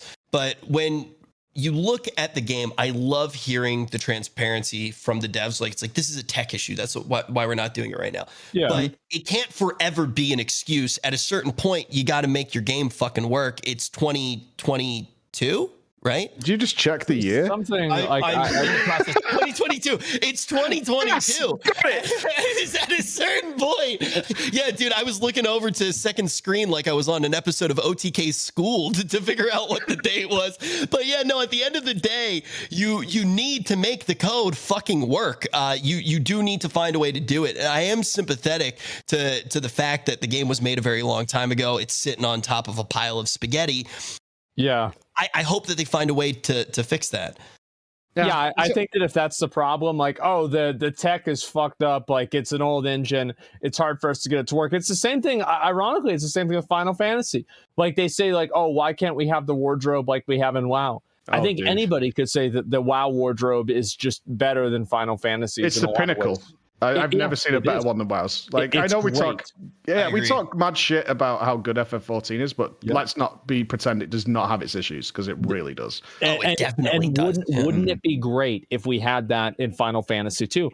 And like they've come out and said, sorry. Well, they've come out and they've said, like, yeah, it's a tech issue. We can't really do it right now. And everybody's like, okay, well, hopefully soon. You know, it's understandable because they're not getting fucked around. Yeah, it's one of those things that you don't realize how big a deal it is until they explain it to you. Because I don't know shit about game development and code. Yeah, I don't know a fucking thing. So like again at the Race to Will First, all I wanted was instant replays. Of things that had happened that I'd caught maybe 30 seconds ago while they're regrouping and getting ready to do splits or wipes or whatever. That I should have the replay of that. But then the production guys are like, we thought we'd nailed it, but let me just be clear. To make this happen, we have to rebuild everything from the ground up. And I'm like, really? Because it sounds really easy. Yeah. And they're like, yeah, I know it does. It's not. For the system you want, it's not going to happen. But next time we will have it. Like, we'll come in with that. We thought we had a solution. It didn't work out. And it's the same with player housing. Because, you know, we talked a lot about it internally. And I was trying to explain what the devs told me. Is like, the way the game World of Warcraft works with player housing is we could do it. If you think of it like garrisons, we can give you a predetermined place where you can put a chair or a table, but it has to be there. Because what we don't have is the technology for you to drag and drop things. We don't have that in WoW. Oh my God. Do you get what I'm saying? Yeah, but the thing is too, is like, look, next time is always the right thing to say, right? Every OTK meeting, everybody, we're just like, yeah, next time we'll have that result. You're not actually going to change it. You just keep saying next time. But eventually, when you keep saying that, hey, we can't do it because there's a tech limitation, somebody's going to figure out the way to do it. And that's how Classic happened. Remember that? Well, which part of Classic are you referring to? Classic, period. And then other people, yeah. Well, no, if it wasn't for Omar, who figured out how to get the code to run through the 7.35 client, it might not have ever happened because they thought it wasn't even possible. So, I mean, you're totally right. Yeah, people didn't know how to parse the code and all these different things. And Omar's just a genius and figured out how to do it. It was really cool to just think about somebody going in, looking at a new client, figuring out all the things that worked about that and reverse engineering these things and slowly tweaking it over time to make it work. And you look, there are a lot of people, even outside of having jobs at a AAA game studio, parts of different communities. H1Z1's one of them. City of Heroes is another one of them, where they go back and people that are really passionate about a game that doesn't exist anymore, they go and they recreate the feeling of those servers. There are people that can professionally do those things, and you got to push it at a certain point. Now, the funny thing is, I don't think World of Warcraft's necessarily there because I think they're in a huge rebuilding place where the thing that both of you guys have been talking about through the episode needs to happen first. They need to kind of strip things down, make sure that the fundamental systems are strong. It's a good base, and they're refining that, and they create a culture of every expansion is building on systems and almost in a way like PoE without the bloat, instead of just continually giving you stuff and then scrapping it the second it gets good. Yeah, I mean, I would love to see WoW not cannibalize its stuff, but we haven't talked about it. You've not brought it up, which makes me really sad. Master Looter might be coming back. I mean, there's no reason not for it. I have it on my notes. God, yeah, it's. I think it was 2016. Me and Ian were sat in a room, and I went, "Can we have Master Looter back?" He was like, "Nope." I was like, "Oh, bro, come on, man!" But why? Why? Stop treating us like children, man. And you know what's already started, and I know you'll know a lot about this, Asmon, is those guys who didn't understand how Master Looter worked when it was in the game and still think that when they join their random pug to heroic are going to get scammed by Master Looter because they have no idea how the system works. Well, my favorite thing about that is people that say that stuff, and then you look at their armory and they haven't raided since Wrath of the Lich King. It's like, you don't even know what you're talking about. Like, what do you mean? Like, oh yeah, there's all these corrupt loot councils and all this bad stuff that happens in Master. What the fuck are you talking about? You don't even raid. You haven't raided in 10 years. I read one which was when it was all coming out, they were like really like, yeah, finally. They were all like, oh, I joined the pug through the group finder the other day and I got things taken off me. And only one of the replies was, that's not possible. Because the system doesn't work that way. It's impossible for it to work that way. It's like, were you in a guild run? No, it was a complete pug. Master Looter doesn't work. It's not even an option in that environment. And I already saw, during the interview, I already saw the replies saying, well, that's it. All the scams are back. I'm like, no. Yeah. No, man. You couldn't even have it on in those situations, dude. Like, it doesn't work that way. Yeah, it didn't work. That's always the thing you want to make sure that the devs are doing is they're not just listening and replicating what people are asking for, but they're actually looking for, you know, what the underlying problem is, not the symptom, but the actual cause of it and fixing it that way. Yeah. And I think it seems like they're doing that. It seems like they have been for a while. I'm very excited to see what this new wave of communication looks like. I will bring up, though, I feel like at the beginning of every expansion, the communication always starts to be really good. And it's very easy to get optimistic. Like that. Yes, but let's keep it up is kind of my biggest concern. Because, look, I get excited the second that it starts happening. I'm probably going to play the game for the first time in like 2 years. That's something. Yeah, I mean, I was watching you do the sword run today, and I realized I could still get the sword before you. Crazy! You're still farming that sword. Dude, I'm gonna get it next time. For like 7 years, bro. Yeah, I know. So it's coming up. It's coming up. It's gonna be here. I have determination, honestly. I'm just gonna get it. Like, it's not a big deal. Like, I have to get it. Yeah, you don't have to, right? Am I helping? Because these are the things people tell me. He's like, you don't have to. Well, yeah, but like, if I don't have it, then I don't have it. And so I want to have it because, like, then I would have it. Yeah, but you don't need it. Well, I mean, you don't need. I mean, you don't need to play the game. But like, I mean, if you're gonna play the game, you might as well get the sword, right? I don't think you understand how universally cracking my reply is and breaks your entire argument. You don't need it. And that's it. That's all I have to say to win. It looks pretty cool. Actually, no, it actually doesn't. Now that I think about it, it actually doesn't look cool at all. So yeah, I'm just pretty much doing it for what? Prestige? No. Are you just too? Is it a sunk cost fallacy? Are you just too far? I mean, I've been doing it for like I've been farming this for like 7 years. Like, I mean, I think you brought this up every Allcraft we've ever done. I have to do it. Like, at this point, like, it has to happen. Like, I can't just like not. Yeah, I can't just not do it. Well, you got the cactus mount in FF, right? I got mine in 2 days. Fucking awesome. And then I immediately replaced it because I found one that shoots chickens at people. Oh, okay. I'm just going to find that one. Yeah, you got it's on the store. You need to be a swiper. You can get it. Oh shit. Yeah. I want the Fat Cat one, but that one's on the store too. Squeenix is sending me a Fat Cat couch. How good's that? What? No way. Really? Yeah, dude. Yeah. Squeenix USA was watching my stream, and we were talking about how I would never have a fat cat in the office, and they're sending me one. Well, oh my god. Oh my god. Yeah. I gotta see that. I don't know where I'm gonna hide it, so it's never on camera, but it's happening. I can't wait for the guitar. That's what I'm really excited for. That's like the Final Fantasy 14 thing I've been waiting for a long time. The other thing Did you see the player-made weapons? Wait, no, sorry. What are these? They had a competition for player-made weapons to design your own weapons, and they announced them today. They're actually putting them in the game. They're fucking sick. They just had the really players. Cool. It's awesome. Like I mean, you could get a clip out of it, Asmon, probably a mil views easy. But it's actually genuinely fucking awesome. Like I think the white mage one is literally a giant fork with a piece of cake on it and a cherry. It's just so they've done like one really cool one and then one goofy one to go with it. And because they had so many entries, they did two. It's so good. All right, it's worth a check. It's worth a check. Lost Ark does that too. They have costume competitions, and then like the best ones get put into the game too. Like I love that stuff. I think it's so cool. There you go. Oh, look how quick that is. Go to the cake one.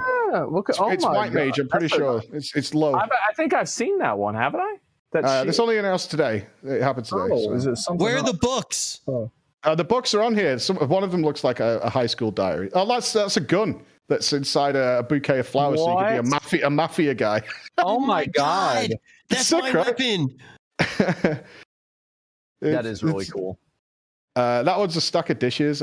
That's the black mage one. I'm not a fan of this one. But the blue one's cool. Go to the Dark Knight one, man. Oh, the Dark Knight one's comedy. It's a big sword. Wait. Keep going down.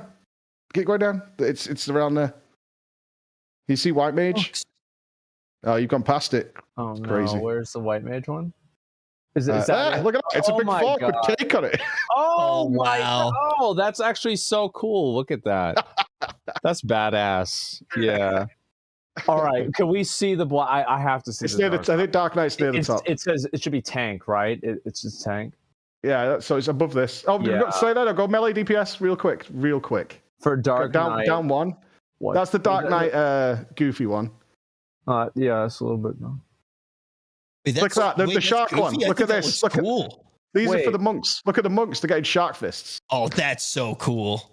Oh my god. That's awesome. That's badass. Okay, I like that. It's not what I would have expected. That's good. Well, those are the cool ones, right? You've got the cool one and the goofy one. A cool one and a goofy one? Is that Correct. What they did preach? Yes. Okay, one's a cool one, one's a goofy one. Yeah, so that's the fat cat one, and then there's a cool one. The Dark Knight's right at the top. No, the ninja's got a knife and fork instead of daggers. I love how all of the goofy ones are literally silverware. Well, look at the warrior one above this one. Oh, it might be the Dark Knight one. That one there with the pufferfish. That's a pufferfish axe. So you no way. Yeah. So I just beat the shit out of him with a pufferfish? Correct. Yeah, that's totally good. I love that. That is great, man. That's warrior. Where's Dark Knight? It's around here somewhere. Yeah, where is it? There it is. Yeah. Honestly, it's the pink one and the other one next to it. I really like the other one, right? I mean, that's that like because we have one. Wait, holy shit! Are you serious? Mm-hmm. So it's an angel one. Oh my god! It's a cool idea. Particle effects too. The paladin ones are sick as well. They came up with some really good ideas because, like I said, they gave everybody a goofy one and a really sort of like cool one. Yeah, I like the sound of that a lot. That's really, really cool. And just overall, I like whenever they take like community feedback like that, like more seriously, and they actually put stuff like that into the game. I think it's great. Speaking of taking community feedback, they said that they were going to do it heading into Wrath of the Lich King Classic. What do you guys actually think? What do you want to see happen? Obviously, we're getting Wrath, but Asmon asked the very important question of what's going to come after that. Yeah. What are your thoughts about that? I know you didn't get to talk to Ian about it all too much, but what are you actually thinking? I think that they should probably do another season of Mastery and be way more cavalier with changes and then see how that goes. Because right now, I think like, did any of you guys play Season of Mastery? Mm-mm. Yeah. Okay. So why not? Why did you guys not play Season of Mastery? I didn't play. I only played Classic for like a month, and then the rose tintedness wore off. And when it came to actually like farming, I lost interest very quickly because I'd just done it so many years already. So that's what I dropped out of Classic there. And most of my feedback came from S-Fan, honestly. Whenever I was talking to him, he was just like, "It's just too easy. We're crushing it. It's not got that factor that's it just doesn't reflect well. It's we'll just kept walking over everything." How quickly was Nax cleared, like when it actually came out? It was cleared pretty much whenever it came out, but like an hour. Was it like smashed? Oh no, it was about 2 hours. Oh, okay. So that's 100% longer. That's twice as hard. It was about 2 hours. It took quite a while for people to beat Nax. And there were a lot of guilds that didn't do it, but I think they didn't do it because of how much time it took to farm the materials, right? Rather than the actual difficulty of the frost resist. Yeah, and potions, really. I think that potions and pre-potting for Saf and everything like that, that's a lot to do. And so I think a lot of people like, I think people like a lot of the classic aesthetic, but there's so much of the game that there's just like time that you spend that's just wasted time farming materials. That, I mean, I'll be honest, like I don't want to do it. In classic, in my original classic days, I bought gold because I literally couldn't afford to raid. It was like I couldn't afford to play because I was a holy priest and I needed mana potions, and I just did not have the time in my life to just fucking farm ice cap or whatever it was for hours. Yeah, Ian. Yep, we found him. They already found me, man. I've served my time. I've served my time. I got him to say the thing. You heard it, right? Yeah. Can we get another interview? Okay. All right. Gotcha. Yeah, no. So you asked me why I wasn't playing Season of Mastery. It was because I got a girlfriend. Oh, yeah. I guess that'd probably do it, huh? Certainly did. I just like, I feel like the reason so proud. I love it. I'm really happy for you. Thank you. Thank you. I feel like what happened is like I logged on the first day and then I did like 5 quests, or I played for like a few hours, and then I realized I was level like 7 or something like this. And I'm like, man, this is going to be a while, huh? Mm-hmm. And then after that, I just kind of, well, that was just about it. I didn't log on again after that. Actually, there was one time that I logged on because there was this really, really dumb guy in my general chat. And he kept talking. No, it actually wasn't. It was somebody else. And he kept talking about like all this like really, really stupid stuff. And he was like complaining about like all of the, like, think about whatever you would imagine from like a typical classic boomer. This is like, this guy is like the Exodia of them. Okay. Like talking about how, you know, his opinions on women, right? His opinions on pretty much like politics. What do you think of Joe Biden? Okay, here's a paragraph and nothing's capitalized. This is the appropriate place for this conversation. Yes. And I let him go. And so like, I remember I was playing this and I was thinking to myself, I'm like, man, like I'm having more fun listening to this nutball than I am playing the game. And it's like I'm just farming bears out in what was it, Loch Modan. Like, man, I don't want to do this. This is a waste of my fucking time. Like I've already done this before, and like the leveling was too slow. Like straight up, that's what I thought it was. I looked at TBC so quickly because I remember like my nostalgia-filled memory was that the Burning Crusade is when the game sped up and it got going. Like I remember, you know, really furious gameplay. I logged into TBC. I played for 2 hours on when TBC was coming out again, and it wasn't like that at all. It was still really, really slow. And I was like, I am already ruining my very, very fond memories of the Burning Crusade. And I just logged out. Yeah.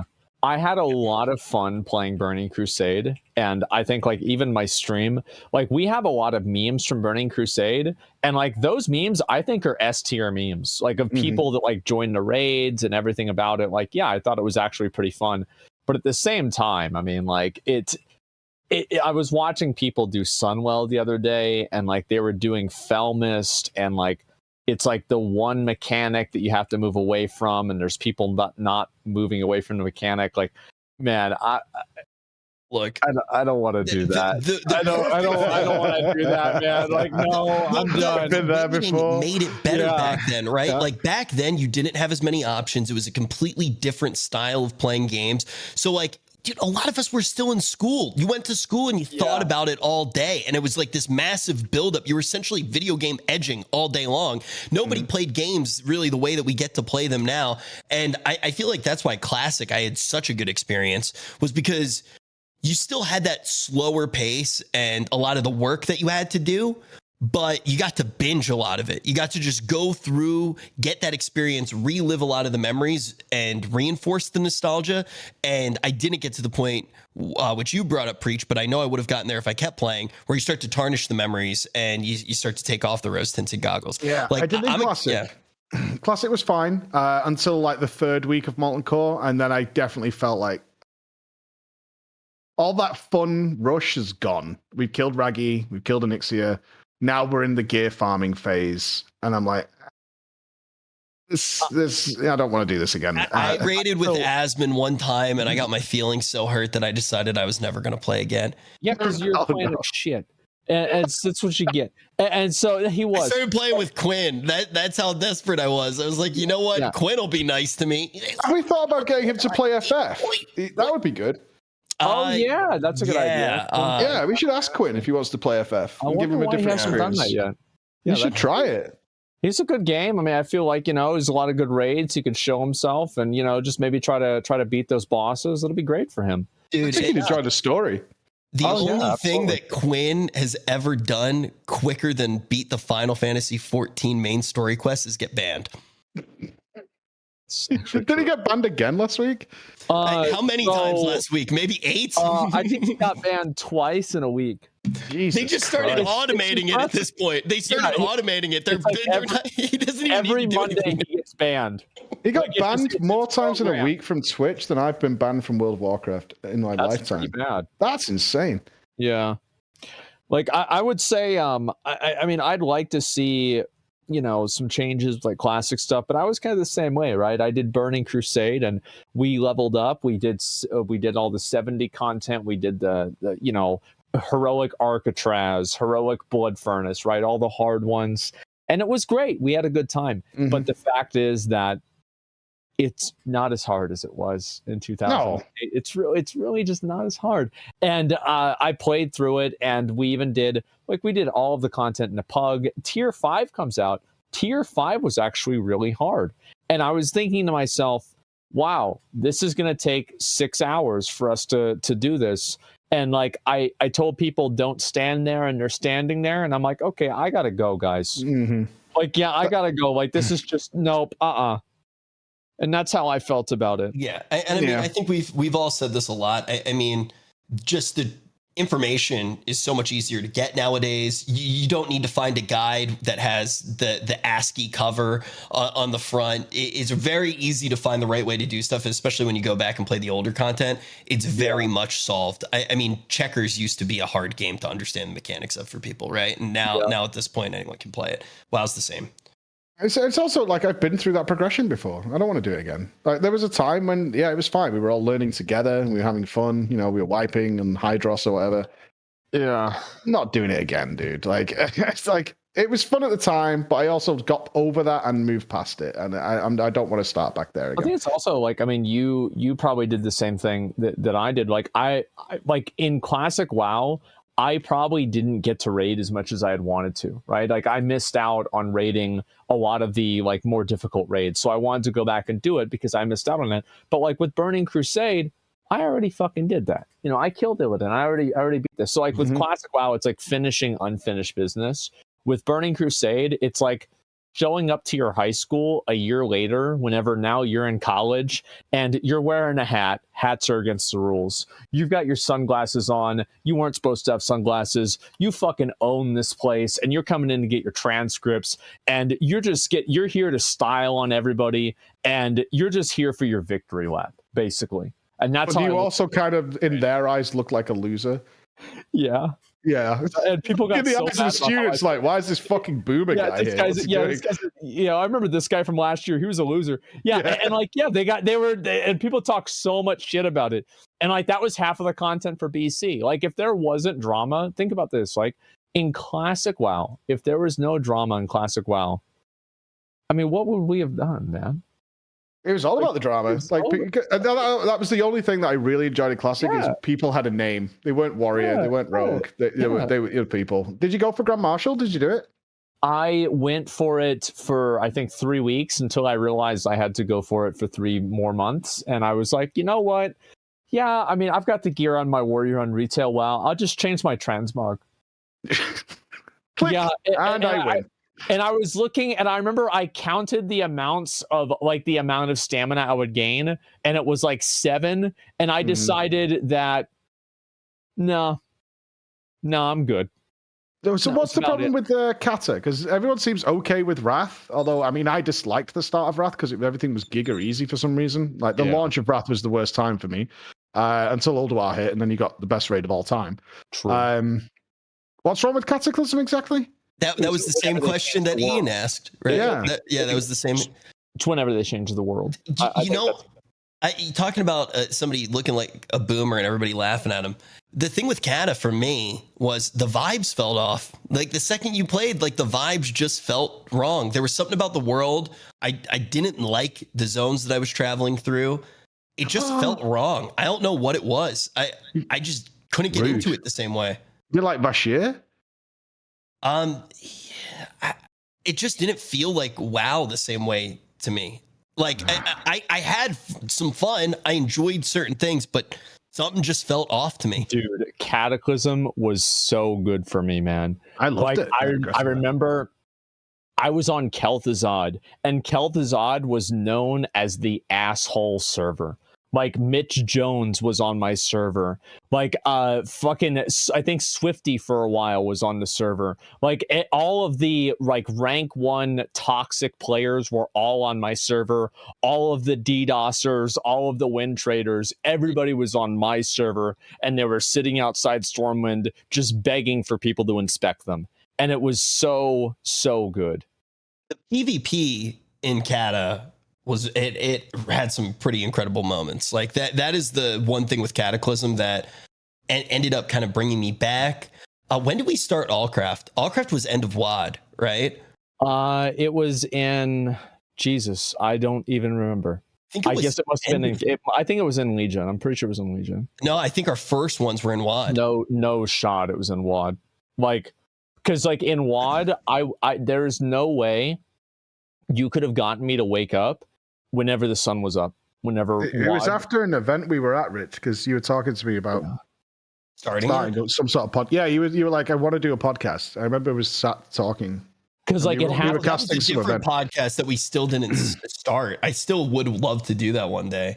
Is that a variety gaming one? Yeah, with you, me, and S-Fan. I always really wanted to do that. I made like a full deck for it and everything, and we just never got around to doing it. Maybe one day. Yeah, here we Allcraft episode 1 featuring Asmongold and Rich Campbell, Legion legendary updates, WoW esports future. Wait, you found it? Somebody link me the title. Dude, I look like such a fucking douchebag, by the way, in that one. I look the same. Like I do, except for I have longer hair and less hair. Yeah, actually, probably my hair, bro. Look at my hair.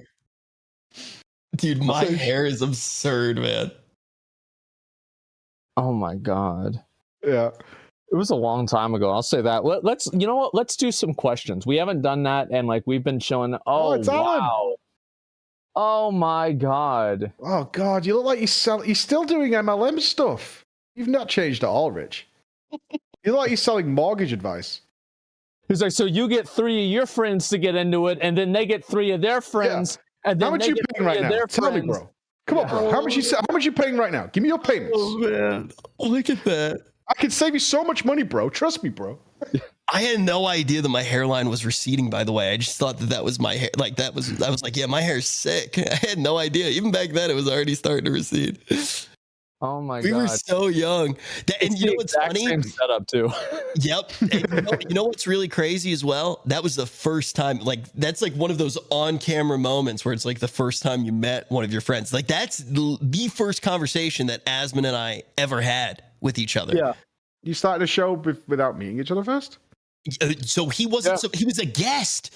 He was a fucking guest. And at the end of the episode, he goes, "What time next week, dude?" We were like, "What? Sure, come on. It's his show now."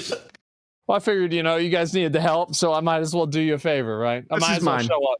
So Chuck was supposed to be the third originally. That was the plan. For Chuck.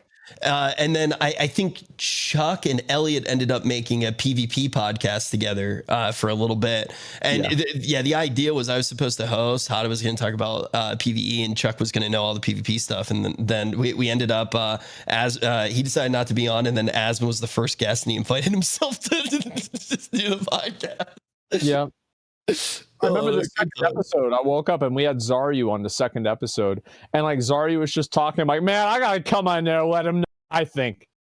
And I'm like, message you guys. Like, I mean, the call. Put me in a call. Like, we have the team set up. Don't worry about it. Oh no, it was the second one was Sko. It was Sko, Zaryu, then Bajira was the lineup. I think. Not one invite. Fuck you guys, honestly. Dude, you've been on the show practically as much as we have. How many episodes have we done now? I don't know. Man, it's wild because we started in it was 2017, March 16th, 2017. And it's actually nuts to. Look at them fucking big gulp cups. My that favorite collection thing about that is the fact that literally nothing has changed. It's the same chair. I think it's a new headset. I don't even know. I still have the same shirt. Like it's the exact same. That's when I used to care what I looked like, and then we started OTK. Yeah. Oh no, you degenerated way before then, dude. Yeah. No, I was still because I had to get like the hosting work. So I've seen you drunk on the floor in a pile with a pizza box full of fish and chips, saying, "I'm got this. I'm ready to cast." Oh yeah, that was probably like 3 days ago. Wait, what? Which one was it? Yeah, wait, what were we complaining about then? People for acting in self-interest. But what they should do, what Twitch should do, what Blizzard should do is shut that stuff down and act in their own self-interest. And I think that's not what's happening. The audio's gonna I'm not faulting the players at all. Of course they're going to do it. They want money. Everybody wants money. Yeah, exactly. Yeah, I mean, they're trying to take care of themselves. In terms of the coaching, there's two ways that PP coaching did. I mean, I'll admit that when I was in Venezuela and I was starting on my YouTube channel, and I was doing guides for private websites, I offered coaching because I had no other way of revenue. I was a college student. So coaching with the player is definitely easier, but yes, you technically are boosting him. Sometimes like you will end up on the same rating that he was in, but like obviously if he learns and you have a better player on the team, that means that your rating is going to go up. There's obviously other ways to coach which are allowed, which is the war games. Yeah, war games, skirmishes. You can microphone. You can watch the replays. That's something I did before too. Remember when we used to get Skype calls in the middle of I'm a professional streamer, by the way. We used to get random. I got my headset microphone. What happened was like Greek got his Greek Skype account got hacked, and as soon as Greek's Skype account got hacked, the guy who got his Skype account would call people on Skype whenever they were in the middle of something on their stream. So like every single week, Greek would start calling in, like literally stream sniping, just like fucking Tyler one. So it's like, oh, look who's calling, Greek God X. And it was actually not even Greek. It was just some random guy that stole his account. And this went on for like, I don't know, 2 years. Dude, the one time we like let him on the show because Hadid actually thought it was Greek, and it was like during like a Quinn episode, and it was like, who the fuck is this like guy? This like random European or something like that. Hey guys, hey, what's up? Whoa, what's this European voice? We don't talk like that. All right, USA. You keep it together over there. He did. Okay. I thought this was European slurs. No, absolutely not. I mean, Greek is European, so I mean that wouldn't be it. But still, he was talking like, and I'm like, "Where's Greek?" You're like, "Oh, try hard 7," and then he hangs up. It's so crazy to go back and like really think of all the memories too that the game like started. Like, because you look at that podcast and maybe like a year after that is probably the first time we all got to be together in real life because of a BlizzCon. And a lot of those things, it's really not Blizzard's fault at all. Everything that happened over the past like 2 or 3 years and stuff like that. I just hope that feeling of community comes back over time. You think it's coming back? Because fuck, I could do with a BlizzCon. I think that they're gonna. I don't think they're gonna do a BlizzCon this year, but I can't see them not doing a BlizzCon next year. I mean, hope so. Why would they not want to do one? It's like there's been a lot of controversy with the company. It's just better for them to wait, move past it, let that blow over, and then focus on people getting excited about the new content and rebuilding that community, right? Like people want that back so much. Like you can't blame everybody for the controversies. That's the crazy thing. Like it's so stupid. Here's what sucks, man, is like the ironic thing is the people that are still there are a lot of the ones that tried to push the people that were causing the problems out. That's why they're still there. And so like these people are the ones getting shit on who stuck around and really tried to make a difference. And I feel bad for them, man. I really do. Same. Well, a lot of the people there too that we're working with now, you know, even just from the community standpoint, it feels better than ever. So let's give them a chance to actually do their job, because who's replaced Josh? We've been working with Linksy now. So also, you know, I want to give Laura a lot of credit. I always liked him. He and I got along. Yeah, Josh was a star for me. Yeah, Josh really wasn't even. He was never somebody who made life difficult for us. It was actually the opposite. And I feel like Josh got way too much. He got hate that he never deserved a lot of the time. He was a face of the company. He called WoW players ass bags or something like that. And the thing is, it's like, yeah. I mean, it's like, yeah, it's you're not supposed to say that in a company, but like, but it's not wrong. I mean, not wrong. Yeah, it's like was not that big of a deal. All I know is that was the guy that snuck me in to talk to Ian, like, and didn't tell Ian. And that was following that. And, you know, we got multiple interviews out of it and stuff like that. Like, yeah, Josh is A-okay in my book. Many times it happened so many fucking times with different people at Blizzard, just because they were the front-facing person. They had the target on their back, and they got shit on. I feel bad for in that regard is Steve Denuser. Like, because he's the guy that everybody is like, wow, this guy made Nathanos a self-insert so he can be in a relationship with Sylvanas and like all of this other fucking bullshit. And like, I really hope he has a good sense of humor about it, because it is honestly fucking funny. But like, whenever anybody blames anything, like anything bad in a story happens, it's Steve's fault. Which is like, I mean, he's the one of the lead guys, so to some degree it's his responsibility. But damn, I feel bad for him. It's the same with Ian, right? If everything's right, whatever goes wrong, he's the shield. Yeah, whoever's the shield in front of it, Ghostcrawler before that, they get all the shit all over their face constantly, and you know, with the team behind them and stuff, it's not easy. It's really not easy to have to stand up to that every day. I mean, you probably had the same, like when I did my first Ian interview, is like they expected a boxing match. I was like, what the fuck do you think is about to happen? Like, I don't know what the response was. Your interview was like, the gloves are off, boys. Like there was going to be blood on the mics or something. Yeah, exactly. Like, all right, Ian, what patch did you decide to kill the game? You know, it's like, what did you think I was going to say? Yeah. Okay, Mike didn't go as hard as we thought he would. What are you talking about? Yeah. I at this point, I think they know a lot of us can actually be good boys. Well, not you. You got fired, but me and Zach are all right. Hey, they know, I think they like me. The thing that's funny though is I've never told this story before, but Allcraft, when we were at BlizzCon, you did do it at BlizzCon. I remember that. So we did Allcraft at BlizzCon, but people who aren't there anymore didn't really necessarily get it all done through all of the channels. So I think like a lot of it felt like we kind of just snuck up on this. What, you just went on like the esports stage and just started talking. Hey guys, it's my turn. I think that may have made some of the stuff a little bit harder to get going in the future. And we were very excited. I never signed the NDA. Because I didn't want to sign it. It was like annoying because it was like I had to like download something. I didn't want to do it. So like I never signed the NDA for Classic WoW or anything. And they were just like, yeah, whatever.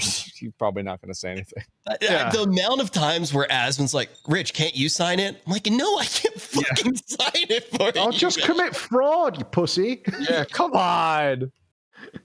You'll be fine. Oh, what's the worst that got us happen? Dude, it's always too. It's like some of my favorite memories. You'll be on a call and Asmon's like, oh yeah, it's been like 3 months. He's like, yeah, I'm gonna sign it tomorrow. And he just expects it to sign itself if it waits long enough. I'm not clicking that link. That's streamer defense mechanisms. That link could be a giant cock. I'm not clicking that. True. Very true. Yeah, I'm not clicking that. Do we want to do questions? Yeah. So everybody, I don't think Preach has even gotten to see our new technologies here. You have a director. Like, I know, isn't it crazy? That fucked me up yesterday. Like, usually we're just waiting for like Asmon to get out of bed. He's walking around in his boxer shorts. Like, hey guys, hey guys, I'm European, Zach, and we're gonna do the show now. Look, I don't have any teeth. You were always the hardest person too to actually set it up on the show because you use like 18 different discords and stuff. You're getting audio from one, video from like 6 other ones, piecing it together. It was always really tough, but now we have a director and we have technologies in the chat where you can use hashtag ask, and if you do hashtag ask space and then ask your question, it will automatically pop up on screen. Pug you. Yep, there we go. And we'll answer some of those questions right now. Isn't that cool, Preach? Yeah. All right. One day I'll impress you. Hey, you take them shorts down and we're all going to be impressed. I'll call you after this. You let that stallion out of the corral. We'll know what's going on. I miss hanging out with you in real life, man. It's been so goddamn long at this point. I was talking to actually somebody else who was at the last event we were at. I think it's been three years. Yep. The last time it was in Germany. That was the last time I saw it. Yeah, it would have been, right? World first. You, me, and S-Fan hanging out. Yeah, when he turned up in that biohazard suit, because that was the start of, it was just before COVID kicked off. Yeah. There was rumors of a virus going around, and S-Fan turned up in Germany in a biohazard suit walking down the street. I remember that. With the 6-pack of Corona beer. He's like, yeah, and he's fucking selfie stick, streaming himself. He's got a 6-pack of beer, Corona beer, a biohazard suit, and a selfie stick. And all S-Fan's here. I was like, yeah, I can tell. I can see. That's about right. Yeah, I know. Yeah, it was about 3 years ago now. But oh, there you go. Where did you buy those shorts? Is this the way this works? Yep, that's the first question. When you got an ass like this, you don't have to buy shorts. You just get them. Next question, please. Removing weekly content lockout for content, good idea. I don't think it really matters. Like, I think it's fine the way it is. It's not a big deal. Like, I can see why you'd want to remove it. I don't know. Like, I don't know. Yeah, I don't care either way. Yeah, it's not a big deal. What are some of the old abilities you'd like to see come back with the new talent system? Well, I mean, I'm a warrior, Odin's Fury. Keep getting told that nobody liked Odin's Fury. I was like, fuck you, that ability was great. Yeah, they are wrong. Yeah, they are absolutely wrong. For sure, a lot of the stuff that was taken away with the artifact weapons that had spell synergies. I really hope the talent. So we didn't talk about the talent system, but I'm so hopeful for the potential of that system. I know, me too. It could be so fucking good. Please don't fill it with shit, Blizzard, and then remind everybody why it disappeared in the first 5%. Place. Oh, wow. Yeah, I've been through so many examples of people. Ugh. That's why it went away in the first place. Let's not go back to that. Give us actual fucking choices in that talent system. I beg. Mm-hmm. This is exciting. What's the next one? Yeah. Thank you, Jobmaster.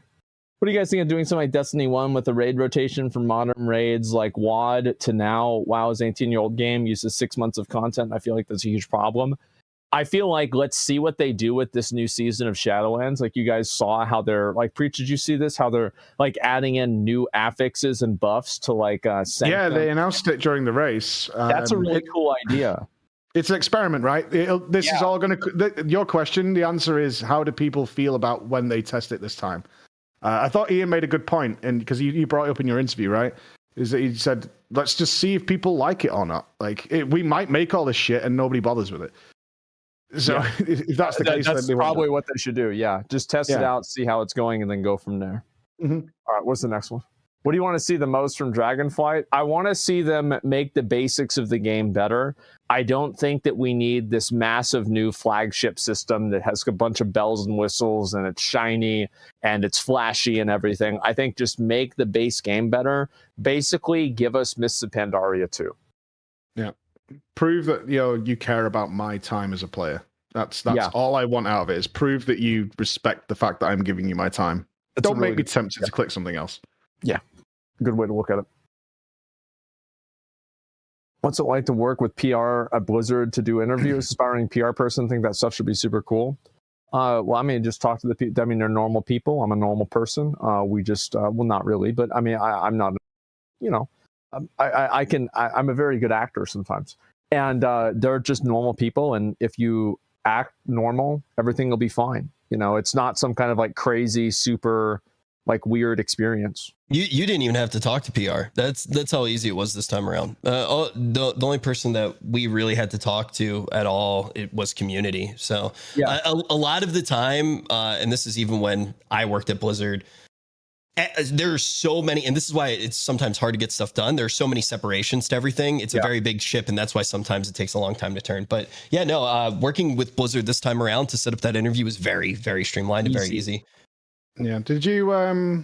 I assume it was like mine that they were open to talk about anything. Like I never got asked. The only thing I ever got asked from Blizzard was, "Can we want to make sure we talk about X?" Which I was going to talk about anyway. But other than that, the time is yours. They basically wanted this time to, around, since we only had 30 minutes, they wanted to know the questions so they could like kind of prepare for them. But like whenever I gave them my list, they were like, "Everything's fine." Yeah, just, yeah, I all sent this is over fine. We just want to know. Yeah, we just want to know so we can have good answers. I was never restricted. 13 questions, and they approved it in literally 5 minutes. Like I actually have never had an easier time setting up an interview in my life. This was such a pleasant experience, and once again, huge shout out to Linksy for making it all possible. True. PR person, just don't be an asshole. There are some PR people who are complete dicks. Well, Blizzard not one of them in my experience. Yeah. Do you think Tank Shaman will ever happen? I mean, I dream of a world where we have a fourth spec, and Tank Shaman is what the fourth spec is for Shaman. Mm-hmm. I think that'd be super cool. And Warlock Tank, give me that back. That was super fun. Yep, Warlock Tank, Gladiator Warrior, ranged DPS Paladin with holy damage, Shakadin. They basically said no to Gladiator Warrior again in another interview today. I think Halinka basically already said no to it. Yeah, it was they said, to be fair, they said no to Gladiator Warrior in the context of adding in a talent point. So not no overall. Oh, okay. Mm-hmm. Man, I used to love playing that. It hurt my fingers. That's when I knew I really liked it. Elaborate on why Master Loot's better than personal loot. I think that whenever you're in a group environment, it's like some effort that people put in is like way higher. So like, for example, you'll have somebody who like comes in as a trial, and like this is only one reason. It's like there's also like more reasons, like you want to gear certain classes to be ready for the next boss fight because it's going to require like a mage. And then like, let's say you're not going to take the warlock because he's going on vacation, so you give the gear to the mage instead. But there's also situations where it's like the last boss drops a mount, and then the mount goes to somebody who's a trial and not the person who's like progged on it and like, you know, farmed it for 6 months. I think that kind of feels bad. Different reason for me is just my mentality has always been working towards the greater good of the overall team, and that's always worked out. And plus, a lot of loot in World of Warcraft is bad for a lot of people who can have it drop for them. And so if you're in a team-based game environment where the team is overcoming a big challenge, you should be able to decide as a team what happens with the rewards to make the team better. The worst experiences I have in WoW in recent memory are getting like X trinket that is dog shit for me and bis for my friend, and for some stupid goddamn reason I can't give it to him. Like it makes me so fucking mad. And it leads to really degenerate play for the people who like that, caring about those things. It's just unnecessary. We're grown-ups. This is a system that's been in place since the first ever multiplayer games and has worked fine forever. I don't need Big Brother looking over my fucking shoulder to tell me how to sort loot out. There it is. What should Blizzard do so WoW is more appealing to new players and not just 30-year-old boomers? They don't need to be that appealing to like a particular. Asmon says this very well a lot of the time, but one of the biggest downfalls with World of Warcraft was when it got to the point that they needed to attract people who hated the game to play the game. If they make the game for their player base, over time, it will grow because players who want to find the game will find it. They have enough players. Make the game good for the people who want to play the game. I also think more races that have ears and tails could help a lot. Mm-hmm. To not apply to 30-year-old boomers. Yeah, because like that's what's going to get the new people, the people these days, young people these days involved. Okay. Tails, ears, not as much fur. After playing Final Fantasy, it's hard for me to go back to WoW raiding due to trash and long downtime between pulls. Do you think WoW should rethink their raids and structure and not mirror Final Fantasy raids, but at least allow more and faster boss pulls in general? Yes, we were talking about that earlier. That's what Preach said. I totally agree. 100%. I mean, they went out of their way to make the trash more annoying in Sepulchre. Like, I don't know what they're thinking. It was a lot. They filled it with fucking trash, and then they added all the stealth detection and stuff. So that just made people run and die next to the boss. Like, get the message. That's poggers. Yeah, a little bit of trash, okay. I mean, a little bit. But, like, making entire fucking gauntlets of trash that aren't interesting. Like, the Sunwell trash wasn't bad. Remember that gauntlet you had to run up from Brutalis up to the top? That was okay. Oh my god. From Felmis to Twins. Iridar Twins, yeah. I feel like the perfect balance is when you have it feel like you're exploring an environment when you're running through, but after it's on farm, you're not slowed down and it feels like a chore, right? It's make it take like 10, 15 minutes. Like, that's just too much. Like, a couple of minutes of trash while you're chit-chatting as a group, fine. But filling entire rooms with trash and pathways, ugh. Yeah, you're just going to make us skip it. Trash can also be used to teach boss mechanics, which I think they do that in, I think, Alexander. I'm not sure. Final Fantasy. Yeah, they do it in a few bosses in WoW as well. But it's just too much. That's the problem. It's just way too much. If it's quicker, if it gets to the point where it's quicker to have the whole raid organized, mount up, race through all the trash, die, and res everybody, and then eat up, there's something wrong with your trash setup. Like, that's just the way it is. Mm-hmm. And I do like it, like you kind of touched on, Preach, being like that emergent place where you get to hang out with your friends and actually have some really good memories doing that. Like, I still remember certain conversations that we had in Ventrilo back in the day. Preach, where could we get more information for that PvP event, the Final Fantasy one that you talked about? From me, when we finish sorting out what the prize pool is going to be. There it is. So that's the only reason you don't have the information now is all our sponsors are still getting organized with what they want to give away. Should be a giggle. It's only for a laugh. It's only a 1 day thing. It's not a, it's so cool. It's not the fucking MDI or something, It's gonna be for fun. It's an unbalanced PvP arena. You know what I mean? Mm-hmm. It's gonna be as much fun as we can, and it'll be good. But I'll let you'll know as soon as I know. Let's put it that way. Yeah, it's not an esport. It's just for fun. I get that. Mm-hmm. All right, you want to do like 1 or 2 more? Sure. Yeah, let's do 2 more. All right, the next question is, with the Microsoft deal now approved, well, I don't think it's 100% approved, but how do you think Blizzard will change, if at all? I'd love Microsoft to see WoW. ain't tolerating that shit. Yeah, exactly. I'd love to see WoW added to the Game Pass. I think that'd be great, and it would give Microsoft a larger incentive to make WoW better. No, so people who are saying it was just approved, they're still, I think it's like 2 or 3 ways. It was just they voted today, right? Yeah, it needs they didn't vote for the FTC yet, right? And there's also international ones. And yeah, so it's like for the next phase is the country, and then after that you're gonna have to have your international approval. And basically what they're gonna be looking for is making sure it's not a monopoly, more or less. Yeah. So there is still a little bit more. The stakeholders have approved it, which obviously is a very big phase. So it's getting closer to being done.